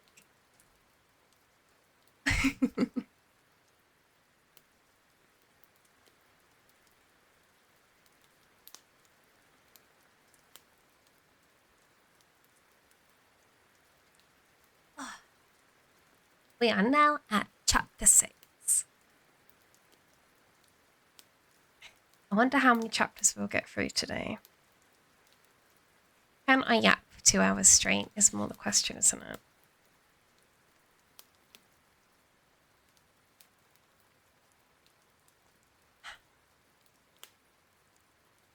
Just make sure everything is fine. There we go. Chapter 6. This is chapter 6. Do you want to know something? When I was in school, I learned Roman numerals, and I learnt them, never used them, forgot them. I know that 4 is when the 1 is before the V, and 5 is the V. So I would assume this is 6, and it is. I'm just stupid. All right, chapter 6, Pig and Pepper. For a minute or two, she stood looking at the house, wondering what to do next. When suddenly, a footman in a livery came running out of the woods. She considered him to be a footman because he was in the livery. Otherwise, judging by his face only, she would have called him a fish, and rapped aloud at the door with his knuckles. It was opened by another footman in the livery, with a round face and large eyes like a frog. Both footmen, Alice noticed, powdered hair that curled all over their heads. She felt very curious to know what it was all about. Crept a little way out of the woods to listen. The fish footman began by producing from under its arm a great letter, nearly as large as himself, and this he handed over to the other, saying in a solemn tone, "For the Duchess, an invitation from the Queen to play cricket." The frog footman repeated in the same solemn tone, only changing the order of the words a little.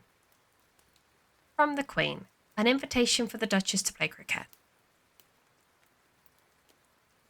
They both bowed low, and their curls got entangled together. Alice laughed so much that she had to run back into the woods for fear of them hearing her. And when she next peeped out, the fish footman was gone. The other was sitting on the ground near the door, staring stupidly up into the sky. Alice went timidly up to the door and knocked. "There is no sort of use in knocking," said the footman. "And that for 2 reasons. First, because I'm on the same side of the door as you. Secondly, because I'm making such a noise inside, no one could possibly hear you." And certainly, there was the most extraordinary noise going on within. Constant howling and sneezing every now and then. A great crash, as if a dish or kettle had been broken into pieces. "Please then," said Alice, "how am I to get in?" "There might be some sense in knocking," the footman went on without attending to her. "If we had the door between us, for instance, if you were inside, you might knock, and I could let you out, you know." He was looking up into the sky all the time he was speaking.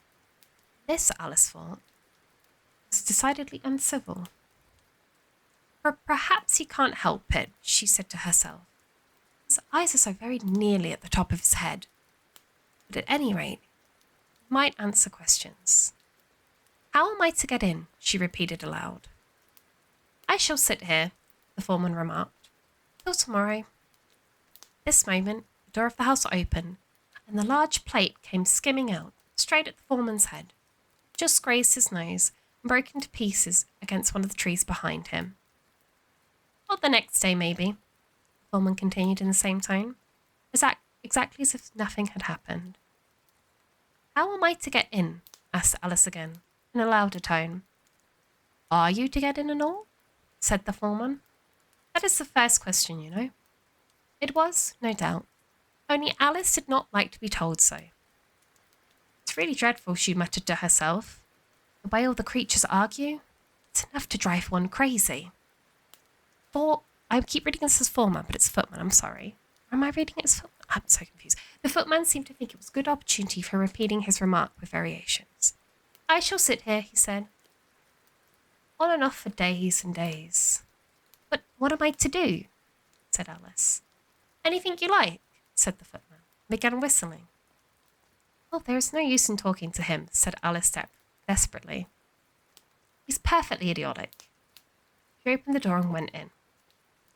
The door led right into a large kitchen, which was full of smoke from one end to the other. The Duchess was sitting on a 3-legged stool in the middle, nursing a baby. The cook was leaning over the fire, stirring a large cauldron, which seemed to be full of soup. "There is certainly too much pepper in that soup," Alice said to herself, as well as she could for sneezing. There was certainly too much pepper of it in the air. Even the Duchess sneezed occasionally. And as for the baby, it was sneezing and howling alternatively without a moment's pause. The only thing in the kitchen that did not sneeze were the cook and a large cat that was sitting on the hearth and grinning from ear to ear. "Please, would you tell me," said Alice a little timidly, for she was not quite sure whether it was good manners for her to speak first, "why is your cat grinning like that?" "It's a Cheshire cat," said the Duchess. "And that's why, pig." She said the last word with such sudden violence that Alice quite jumped. But she saw in another moment that it was addressed to the baby and not to her. So she took the courage and went on again. "I didn't know that Cheshire cats always grinned. In fact, I didn't know that cats could grin." "They all can," said the Duchess, "and most of them do." I don't know of any that do," said Alice very politely, feeling quite pleased to have gotten into this conversation.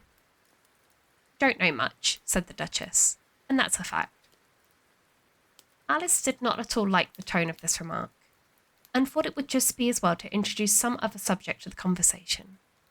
While she was trying to fix on one, the cook took the cauldron of soup off the fire and at once set to work on throwing everything within her reach at the Duchess and the baby.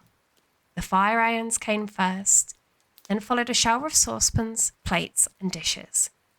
The Duchess took no notice of them, even when they hit her, and the baby was howling so much already that it was quite impossible to say whether the bowls hurt it or not. "Please mind what you're doing," cried Alice, jumping up and down in agony of terror. "Oh, there goes his precious nose," as an unusual large saucepan flew close by it and nearly carried it off. "If everybody minded their own business," the Duchess said in a hoarse growl, "the world would go around a deal faster than it does." "Which would not be an advantage," said Alice. Felt very glad just to get an opportunity of showing off a little of her knowledge. Just think of what work it would make with the day and the night. You see, the Earth takes 24 hours to turn around on its axis. "Talking of axis," said the Duchess, "chop off her head." Alice glanced rather anxiously at the clock to see if she was meant to take the hint. But the cook was busily stirring the soup, and it seemed not to be listening. So she went on again. 24 hours, I think, or is it 12? Oh, don't bother me," said the Duchess. "I could never abide figures." And with that, so she began nursing her child again, singing all sorts of lullabies as she did so, giving it a violent shake at the end of every line. "Speak roughly to your little boy and beat him when he sneezes. He only does it to annoy, because he knows it teases." Chorus, in which the cook and the baby join. Wow, wow, wow. While the Duchess sang the second verse of the song, she kept tossing the baby violently up and down, and the poor little thing howled so that Alice could hardly hear the words. "I speak severely to my boy, I beat him when he sneezes, for he can't thoroughly enjoy the pepper that he pleases." Wow, wow, wow. "Here, you may nurse it for a bit if you like," the Duchess said to Alice, flinging the baby at her as she spoke. "I must go and get ready to play croquet with the Queen," as she hurried out of the room. The cook threw a frying pan after her as she went out, but it just missed her. Alice caught the baby with some difficulty, and it was a queer-shaped little creature, and held out its arms and legs in all directions. Just like a starfish, thought Alice. The poor little thing was snorting like a steam engine when she caught it, and kept doubling itself up and straightening itself out again, so that altogether, for the first minute or two, it was as much as she could do to hold it. As soon as she made out the proper way of nursing it, which was to twist it up and sort of knot, and then keep tight hold of its right ear and left foot as to prevent it from undoing itself, she carried it out in the open air. "If I don't take this child away with me," thought Alice, "they're sure to kill it in a day or two. Wouldn't it be murder to leave it behind?" she said as the last words out loud, and the little thing grunted in reply. It had left off sneezing by this point. "Don't grunt," said Alice. "That's not a proper way of expressing yourself." Baby grunted again, and Alice looked very anxiously into its face to see what was the matter with it. There could be no doubt that it was very turned up nose. much more like a snout than a real nose. Also, its eyes were getting extremely small for a baby. Altogether, Alice did not like the look of the thing at all. Or perhaps it was only sobbing, she thought, and looked into its eyes again to see if there were any tears. No, there were no tears. You're going to turn into a pig, my dear, said Alice seriously. I'll have nothing more to do with you. Mind now. The poor little thing sobbed again, or grunted. It was impossible to say which. And they went on this way for some while in silence. Alice was just beginning to think to herself, now, what am I to do with this creature when I get it home? And it grunted again, so violently that she looked down to its face for some alarm. This time there could be no mistake about it. It was neither more nor less than a pig. And she felt it would be quite absurd for her to carry it further. So she set the little creature down and felt quite relieved to see it trot away quietly into the woods. If it had grown up, she said to herself, it would have made a dreadfully ugly child, but it makes rather handsome pig, I think.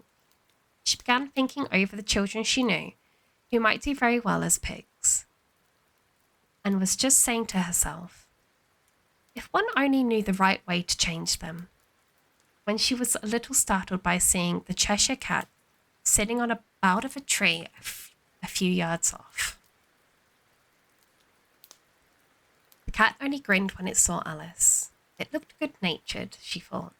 Still, it had a very long claws, a great many teeth, so she felt that it ought to be treated with respect. Cheshire Puss, she began, rather timidly, as she did not at all know whether it would like the name. However, it only grinned a little wider. Come, it's pleased so far, thought Alice, and she went on. Would you tell me, please, which way I ought to go from here? That depends a good deal on where you want to go, said the cat. I don't much care where, said Alice. Excuse me. I always hiccuped. Then it doesn't matter in which way you go, said the cat. So as long as I get somewhere, Alice added as an explanation. Oh, you're sure to do that, said the cat. You only walk long enough. Alice felt that this could not be denied, so she tried another question. What sort of people live about here? In that direction, said the cat, waving its right paw round, lives the Hatter. And in that direction, waving the other paw, lives a March Hare. Visit either you like. They're both mad. But I don't want to go among mad people, Alice remarked. Oh, you can't help that, said the cat. We're all mad here. I'm mad. You're mad. How do you know that I'm mad? Said Alice. You must be, said the cat, or you wouldn't have come here. Alice didn't think it proved it all.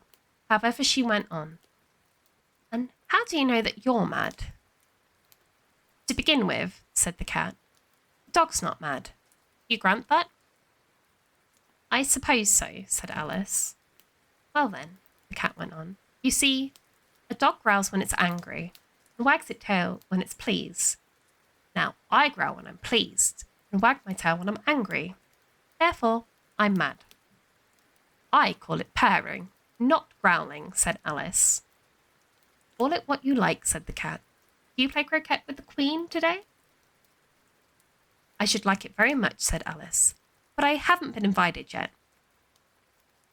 You'll see me there, said the cat, and vanished. Alice was not so much surprised at this. She was getting so used to queer things happening.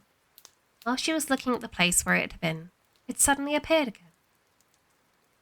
By the by, what becomes of the baby? Said the cat. I nearly forgot to ask. Turned into a pig, Alice quietly said, just as if it had come back in a natural way. I thought it would, said the cat, and vanished again. Alice waited a little, half expecting to see it again, but it did not appear, and after a minute or two she walked on in the direction in which the March Hare was said to live. Oh, no, it's ad time. Let's take a pause and a stretch. Oh. Stretch the neck, sip the water. Please sip with me.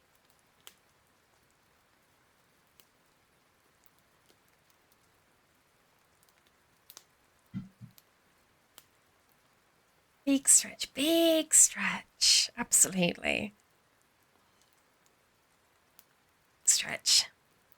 As soon as I take a sip of water, my voice feels fine. But as I'm reading, I can feel it getting worse and worse. Water's absolutely fine. It's part of the professional yapper, bear in mind. I do speak a lot for my job as well. And I speak a lot in general, but still. So much easier to read from a book out loud, I think, than to just speak off the top of your head, maybe. You don't have to think about what you're saying, you just have to keep reading. Even though some words are a little bit confusing. Luckily, we haven't had a confusing word in a while, right?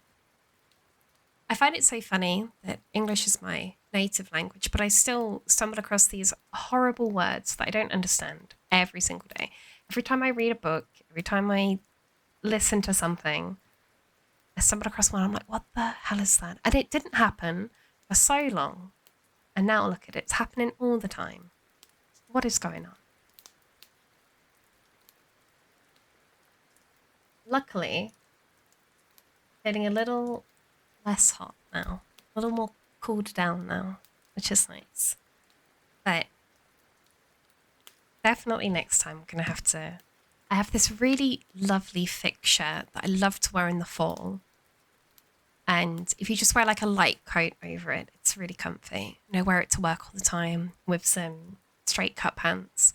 But it's a bit too thick to just wear for sitting around the house, even though it's nice and long and big. So I must swap it next time I wear it because it's terrible. I did once play Beat Saber in it, and it was a terrible idea. I'm just going to test a couple of maps. Oh my goodness. It was horrible. I was so warm. I think I played one map and I had to take the thing off. But it's a really nice shirt.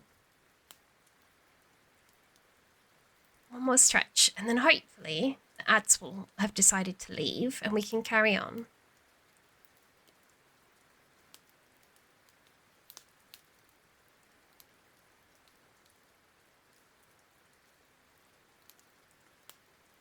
I think I remember what line we left from.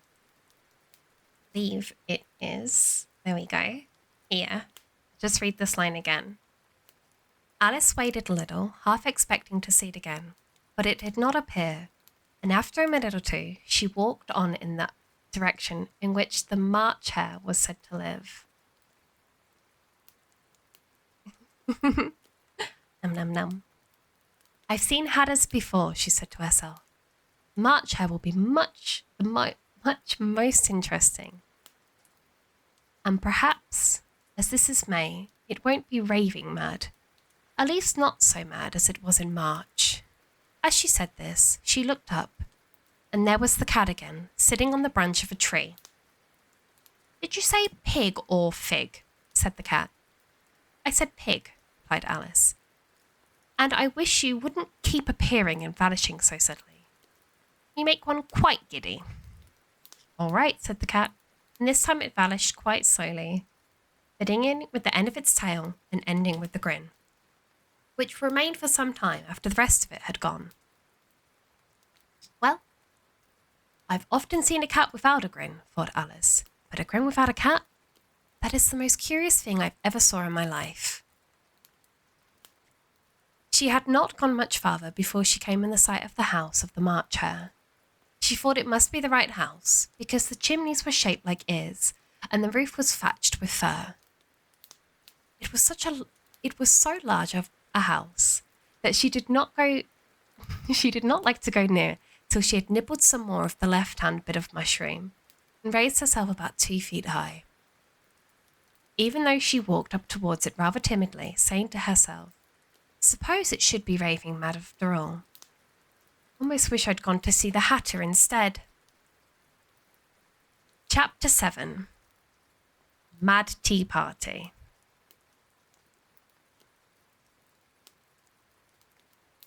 We just had a little break, so we will just continue. There was a table set out under a tree in front of the house, and the March Hare and the Hatter were having tea at it. A A dormouse was sitting between them, fast asleep, and the other two were using it as a cushion, resting their elbows on it and talking over its head. Very uncomfortable for the dormouse, said Alice. Only as it's asleep, I suppose it doesn't mind. The table was a large one, but the three were all crowded together at one corner of it. No room, no room, they cried when they saw Alice coming. There's plenty of room, said Alice indignantly. She sat down in the large armchair at the end of the table. Have some wine, the March Hare said in an encouraging tone. Alice looked all around the table, but there was nothing on it but tea. I don't see any wine, she remarked. There isn't any, said the March Hare. Then it wasn't very civil of you to offer it, Alice said angrily. It wasn't very civil of you to sit down without being invited, said the March Hare. I did not know it was your table, said Alice. It's laid for a great many more than 3. Your hair wants cutting, said the Hatter. He'd been looking at Alice for some time with great curiosity. This was his first speech. You should learn not to make personal remarks, Alice said with some severity. It's very rude. The Hatter opened its eyes very wide on hearing this, but all it said was, Why is a raven like a writing desk? Come, we shall have some fun now, thought Alice. I'm glad they've begun asking riddles. I believe I can guess that, she added aloud. Do you mean that you think you can find the answer to it? Said the March Hare. Exactly so, said Alice. Then you should say what you mean, the March Hare went on. I do, Alice hastily replied. At least I mean what I say. That's the same thing, you know. Not the same thing a bit, said the Hatter. Might as well just say that I see what I eat is the same as I eat what I see. You might as well just say, added the March Hare, that I like what I get is the same as I get what I like. You might just as well say, added the Dormouse, who seemed to be talking in its sleep, that I breathe what I sleep is the same as I sleep when I breathe. It is the same with you, said the Hatter. Here comes the conversation dropped, and the party sat silent for a minute, while Alice thought over all she could remember about the Raven's writing desk, which wasn't much. The Hatter was the first to break the silence. What day of the month is it? He said, turning to Alice. He had taken his watch out of his pocket, and it was looking at it uneasily, shaking it every now and then and holding it up to his ear. Alice considered a little, and then she said, The 4th. 2 days wrong, sighed the Hatter. I told you butter would not suit the works, he added, looking angrily at the March Hare. It was the best butter, the March Hare meekly replied. Yes, but some crumbs must have gotten in it as well, the Hatter grumbled. You shouldn't have put it in with the bread knife. The March Hare took the watch and looked at it gloomily, and he dipped it into his cup of tea and looked at it again.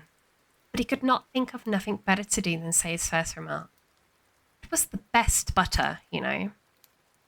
Alice had been looking over his shoulder with some curiosity. What a funny watch, she remarked. It tells the day of the month. It does not tell what o'clock it is. Why should it? Muttered the Hatter. Does your watch tell you what year it is? Of course not, Alice replied very readily. But that's because it stays the same year for such a long time together. Which is just the case with mine, said the Hatter. Alice felt dreadfully puzzled. The Hatter's remark seemed to have no sort of meaning in it, and yet it was certainly English. I don't quite understand you, she said as politely as she could.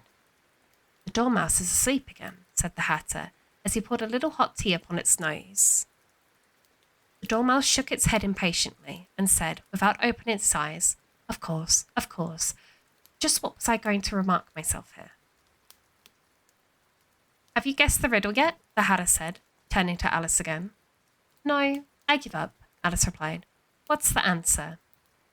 I haven't the slightest idea, said the Hatter. Nor I, said the March Hare. Alice sighed wearily. I think you might have something better in time. Excuse me. I think you might do something better with the time, she said, than wasted asking riddles that you have no answer. If you knew time as well as I do, said the Hatter, you wouldn't talk about wasting it. It's him. Don't know what you mean, said Alice.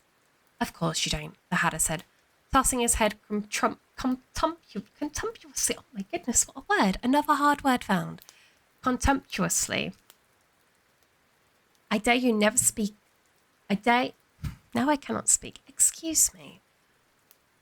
I dare say you never even spoke to time. Perhaps not, Alice cautiously replied. But I know I have to beat time when I learn music. Ah, that accounts for it, said the Hatter. He won't stand beating. Now, if you only kept on good terms with him, you'd do almost anything you like with the clock. For instance, suppose it was 9 o'clock in the morning. Just time to begin lessons. You'd only have to whisper a hint to time, and round goes the clock in a twinkle. 1:30, time for dinner. I only wish it was, the March Hare said to itself in a whisper.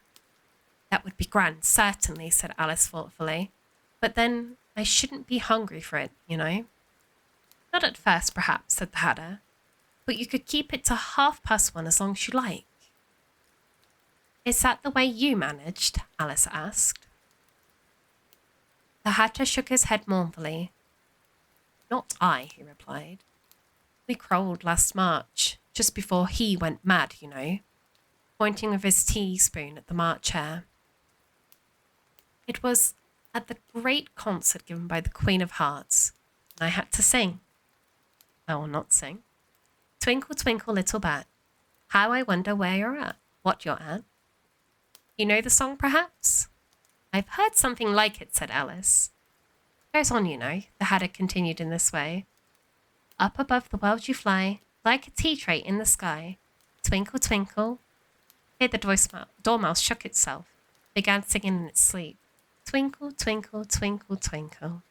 And it went on so long that they had to pinch it to make it stop.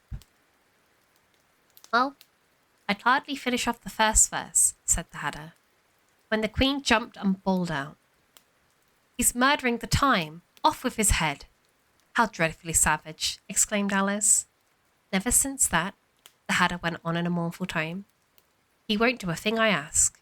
It's always 6 o'clock now. Bright idea came to Alice's head. Is that the reason so many tea things are put out here? She said. Yes, that's it, said the Hatter with a sigh. It's always tea time. No time to wash the things between whiles. And you keep moving around, I suppose, said Alice. Exactly so, said the Hatter, as the things get used up. But what happens when you come to the beginning again? Alice ventured to ask. Suppose we change the subject, the March Hare interrupted, yawning. I'm getting tired of this. I vote the young lady tells us a story. Excuse me.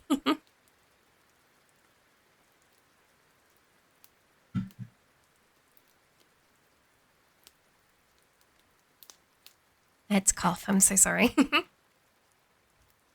I'm afraid I don't know one, said Alice, rather alarmed at the proposal. Then the Dormouse shall, they both cried. Wake up, Dormouse. And they pinched it on both sides at once. Dormouse slowly opened its eyes. I wasn't asleep, he said in a hoarse, feeble voice. I heard every word you fellows were saying. Tell us a story, said the Mad Hatter. Sorry, no. Tell us a story, said the March Hare. Yes, please do, pleaded Alice. Be quick about it, added the Hatter, or you'll be asleep again before it's done. Once upon a time, there were 3 little sisters, the Dormouse began in a great hurry, and their names were Elsie, Lacey, and Tilly, and they lived in the bottom of a well. What did they live on? Said Alice, who always took great interest in questions of eating and drinking. They lived on treacle, said the Dormouse, after thinking for a minute or two. They couldn't have done that, you know, Alice gently remarked. They'd have been ill. So they were, said the Dormouse, very ill. Alice tried to fancy herself what such an extraordinary way of living would be like, but it puzzled her too much, so she went on. But why did they live in the bottom of a well? Take some more tea, the March Hare said to Alice, very earnestly. I've had nothing yet, Alice replied, in an offended tone, so I can't take more. You mean you can't take less, said the Hatter. It's very easy to take more than nothing. Nobody asked your opinion, said Alice. Who's making personal remarks now? The Hatter asked triumphantly. Alice did not quite know what to say to this, so she helped herself to some tea and bread and butter, and then turned to the Dormouse, who repeated her question. Why did they live at the bottom of a well? Dormouse again took a minute or two to think about it, and then said, It was a treacle well. There's no such thing, Alice was beginning very angrily. But the Hatter and the March Hare went, Shh, shh. The Dormouse sulkily remarked, You can't be civil, you better finish the story for yourself. No, please go on, Alice said very humbly. I won't interrupt again. I dare say there may be one. One indeed, said the Dormouse, indignantly. However, he contested to go on. And so these 3 little sisters, they were learning to draw, you know. What did they draw? Said Alice, quite forgetting her promise. Treacle, said the Dormouse, without considering it all this time. I want a clean cup, interrupted the Hatter. Let's all move one place on. He moved on as he spoke, and the Dormouse followed him, and the March Hare moved into the Dormouse's place, and Alice rather unwillingly took the place of the March Hare. The Hatter was the only one who got any advantage from the change, and Alice was a good deal worse off than before, as the March Hare had just upset the milk jug into his place. Upset the milk jug. Alice did not wish to offend the Dormouse again, so she began very cautiously. But I don't understand. Where did they draw the treacle from? Can't draw water out of a water well, said the Hatter. So I should think you can't draw treacle out of a treacle well. Stupid? But they were in the well, Alice said to the Dormouse, not choosing to notice on the last remark. Of course they were, said the Dormouse. Well in. This answer so confused poor Alice that she let the Dormouse go on for some time without interrupting it. They were learning to draw, said the Dormouse went on, yawning and rubbing his eyes, for it was getting very sleepy. They drew all manner of things. Everything that begins with M. Why with M? Said Alice. Why not? Said the March Hare. Alice was silent. Dormouse had closed its eyes by this time, and was going off into a doze. But, on being pinched by the Hatter, it woke up again with a little shriek and went on. That begins with an M, such as mousetraps, and the moon, memory, and muchness. And, you know, you say things are much of muchness. Do you ever see such a thing as a drawing of muchness? Really? Now you ask me, said Alice, very much confused. I don't think. Then you shouldn't talk, said the Hatter. This piece of rudeness was more than Alice could bear, so she got up in a great disgust and walked off. The Dormouse fell asleep instantly, and neither of the other 2 took the least notice of her going, though she looked back once or twice, half hoping they would call after her. The last time she saw them, they were trying to put the Dormouse into a teapot. At any rate, I'll never go there again, said Alice, as she picked her way through the woods. It's the stupidest tea party I was ever in my life. Just as she said this, she noticed that one of the trees has a door leaning right into it. It's very curious, she thought, but everything's curious today. I think I may as well go in at once. And she went. Once more she found herself in a long hall, and close to the little glass table. Now I'll manage better this time, she just said to herself, and began by taking the little golden key and unlocking the door that led to the garden. But then she went to work nibbling on the mushroom. She had kept a piece in her pocket, till she was about a foot high. Then she walked down the little passage, and then she found herself at last in the beautiful garden, and the bright colour flower beds and the cool fountains. Oh.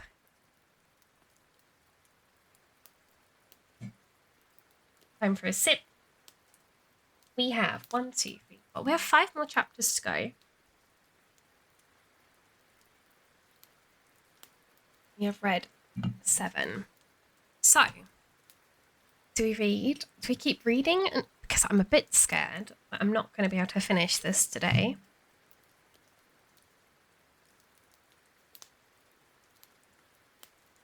I think next time 5 chapters would be perfect amount to read. So I think, thank you for the pat, Shira. I think we could call it here. Hi, Coda. How are you? So good to see you. How have you been? What do you mean, meow? Are you a cat now? Real cat? Real cat, Coda.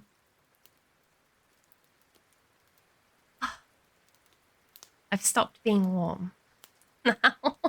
Now that we've finished reading, I've stopped being warm, which is nice. Makes a nice change. I'm still sick? Oh no.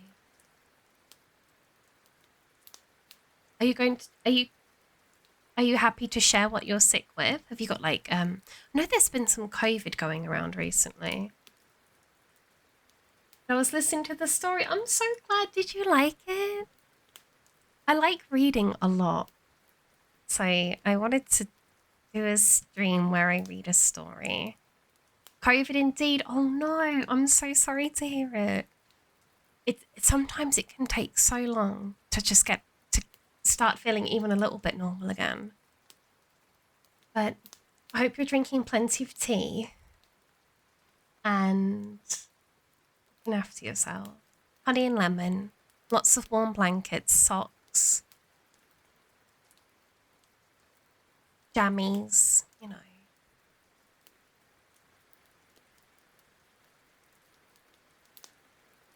Feel mostly fine. In the evening it gets a bit worse. Oh, bless you. Poor thing.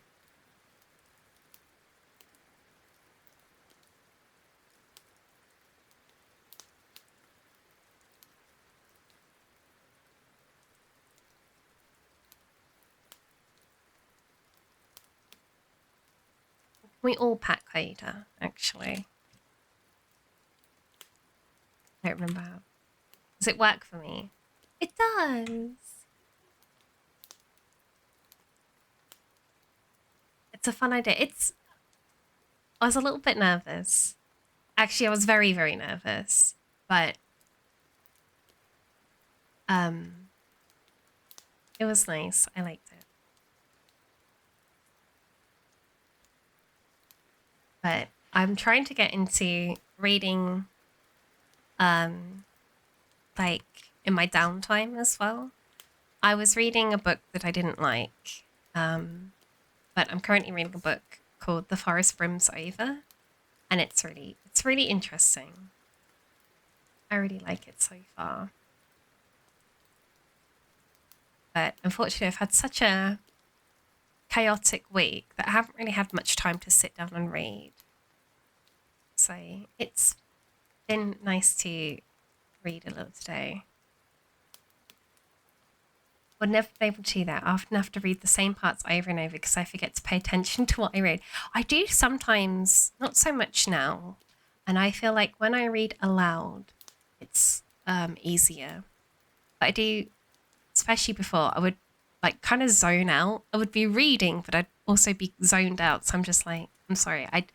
I know I read the words, but I didn't pay any attention to what I actually read. Does that make sense?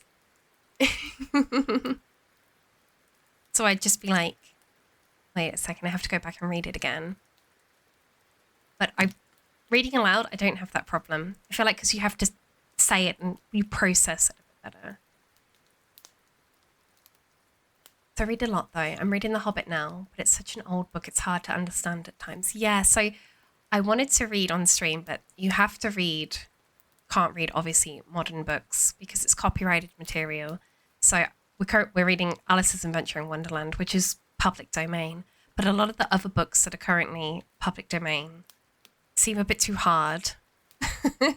Maybe in time we'll get there, but there's even some big words in this book that I'm like, I'm sorry, I don't know what that means. I tried to read Train Spotting at some point.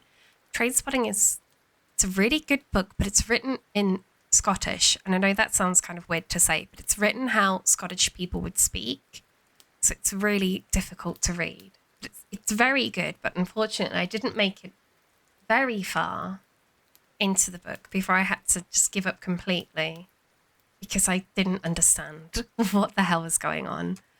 Fortunately, Trainspotting has a fantastic film, doesn't it? That I just ended up watching and really enjoying. But I know there's a few other books written by the same author, but I've never thought to read them because I had such a hard time reading Trainspotting originally. But this book that I was reading previously, I just, sometimes you just don't get along with something. I tried a few times to sit down and just read, and I just couldn't. But this, I keep finding myself being like, even today at work, I was like, oh, I should have brought my book with me. I could have half an hour break. I could have sat down and read some of my book. Did you get Nitronic's book yet? No. Do you think Nitronic would let me read it on stream? But I should. I've been thinking about getting like an e-reader, but I'm not sure what I want to get. And I've never had one before, so I'm not sure if I want to go and buy like a really fancy state-of-the-art one, or if I want to get like a crappy one to begin with and see if I actually use it. But we'll see. I have the paperback, but I haven't read it yet. I mean, I wouldn't mind reading it off stream as well. It seems really interesting. And obviously, it's very cool that somebody in the community has published a book. I love my e-reader. Do you have a Kindle or something? No, somebody I've been talking to about really just got a Kobo. That seems interesting, especially because you can take notes on it too, but they're very expensive. Very, very expensive. And again, if it's something that I'm not going to use too much. Aha, okay. Maybe I need an in-depth review on it at some point.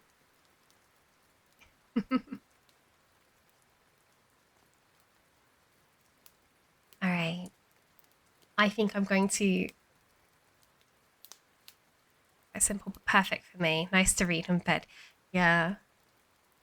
I'm not much of a reader in bed, but don't need some like have a backlight. Oh no, that's a nice idea. Not much of it in the bed reader, but definitely like at work and stuff. I always think, oh, I've got spare 5 minutes. I could read a couple of pages, and that would be perfect for that. I remember trying to justify getting myself like a small tablet at university because I was like, oh, I can put all my university books on there. And I never did it because I just bought all my uni books in physical editions.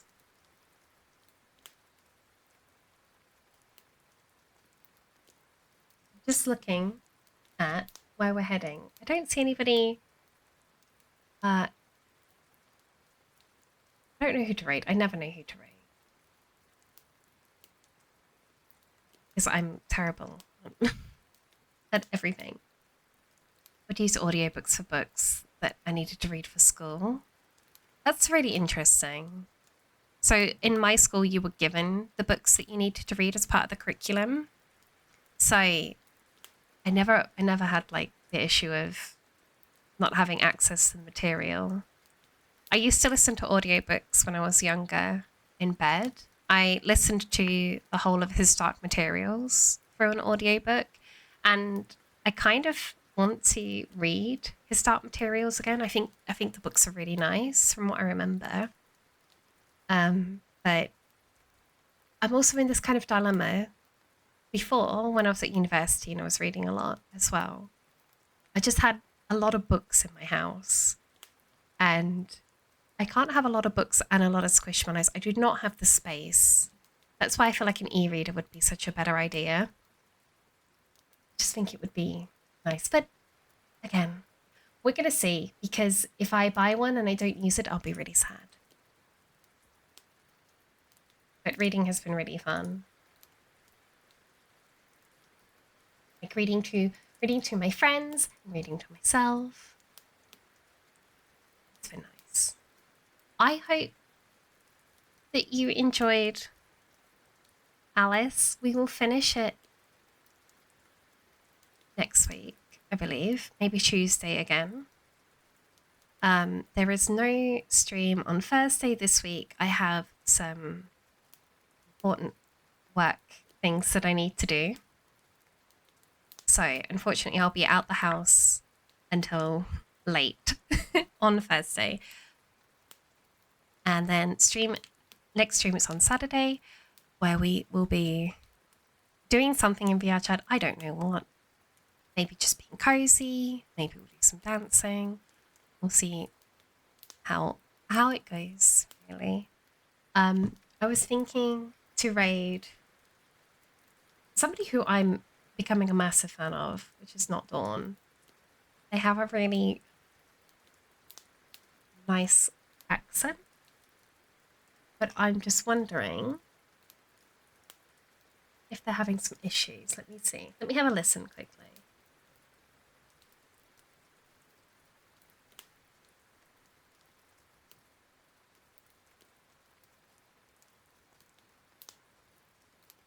Not so. I think they're just getting ready to start. You never know these days, do you? Twitch is being so funny.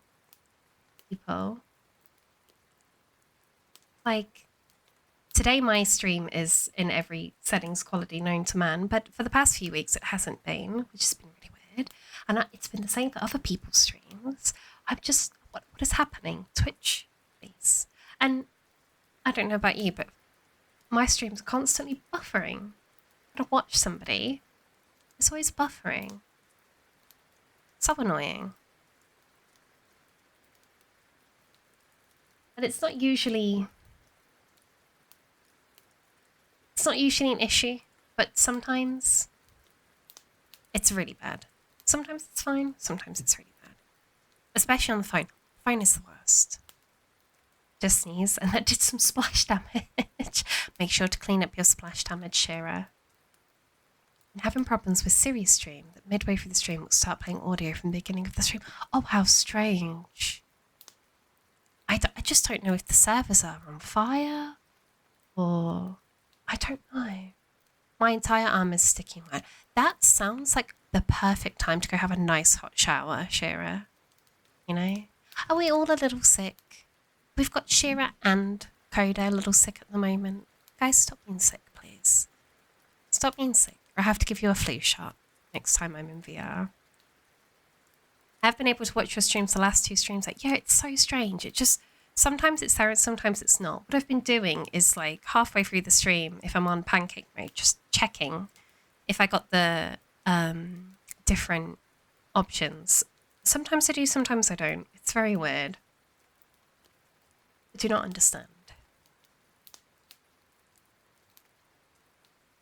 But I'm sure in time it will figure itself out.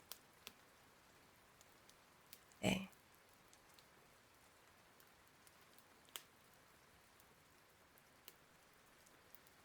There was one time when your internet was crashing out. Yeah, there was that one time when my internet was crashing out. So we spoke to our internet provider and they were like, not us. So we got a new router. After you restarted the stream a couple of times, it suddenly gave the ability to change resolution. Yeah, that's what I've read online as well, that you can start and stop the stream multiple times and it should fix it. But that's just so frustrating. Imagine having to start the stream like 5 times just to get the resolution. It's weird. I don't know what's going on. But if Twitch could just, sort it out, that would be fantastic. All right. So, as I said, no stream on Thursday. I'm going to see you all on... Oh my gosh, add a jump scare. I'm going to see you all on Saturday, where we will... I'm waiting for Dawn to start, but I don't know if she's having problems or not, which is stinky. If you don't know, not Dawn, she's wonderful. We've raided her a few times before. But I think today, as I'm not sure what's happening over here, we'll raid Nasky, if that's okay. I know I said we'll raid Dawn. I'm sorry. I lied. We'll raid Nusky. We haven't raided Nusky in a while. Nusky's very sweet bean. Okay. We're leaving. We're leaving.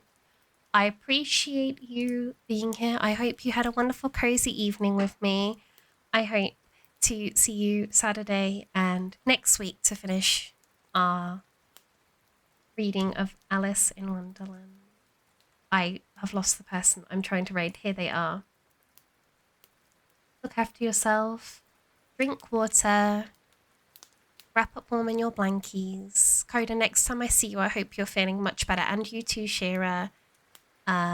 Listen to your body. What does your body need? Give your body that. And water is very important. Please drink water. I know it's colder and you don't feel as dehydrated as often, but please remember that your body requires water to function. And don't be a shriveled up raisin. Don't be a little sponge, okay? Don't be a little dried little sponge. Be a nice hydrated raisin. Be a grape. Be a nice wet sponge, okay? Bye-bye.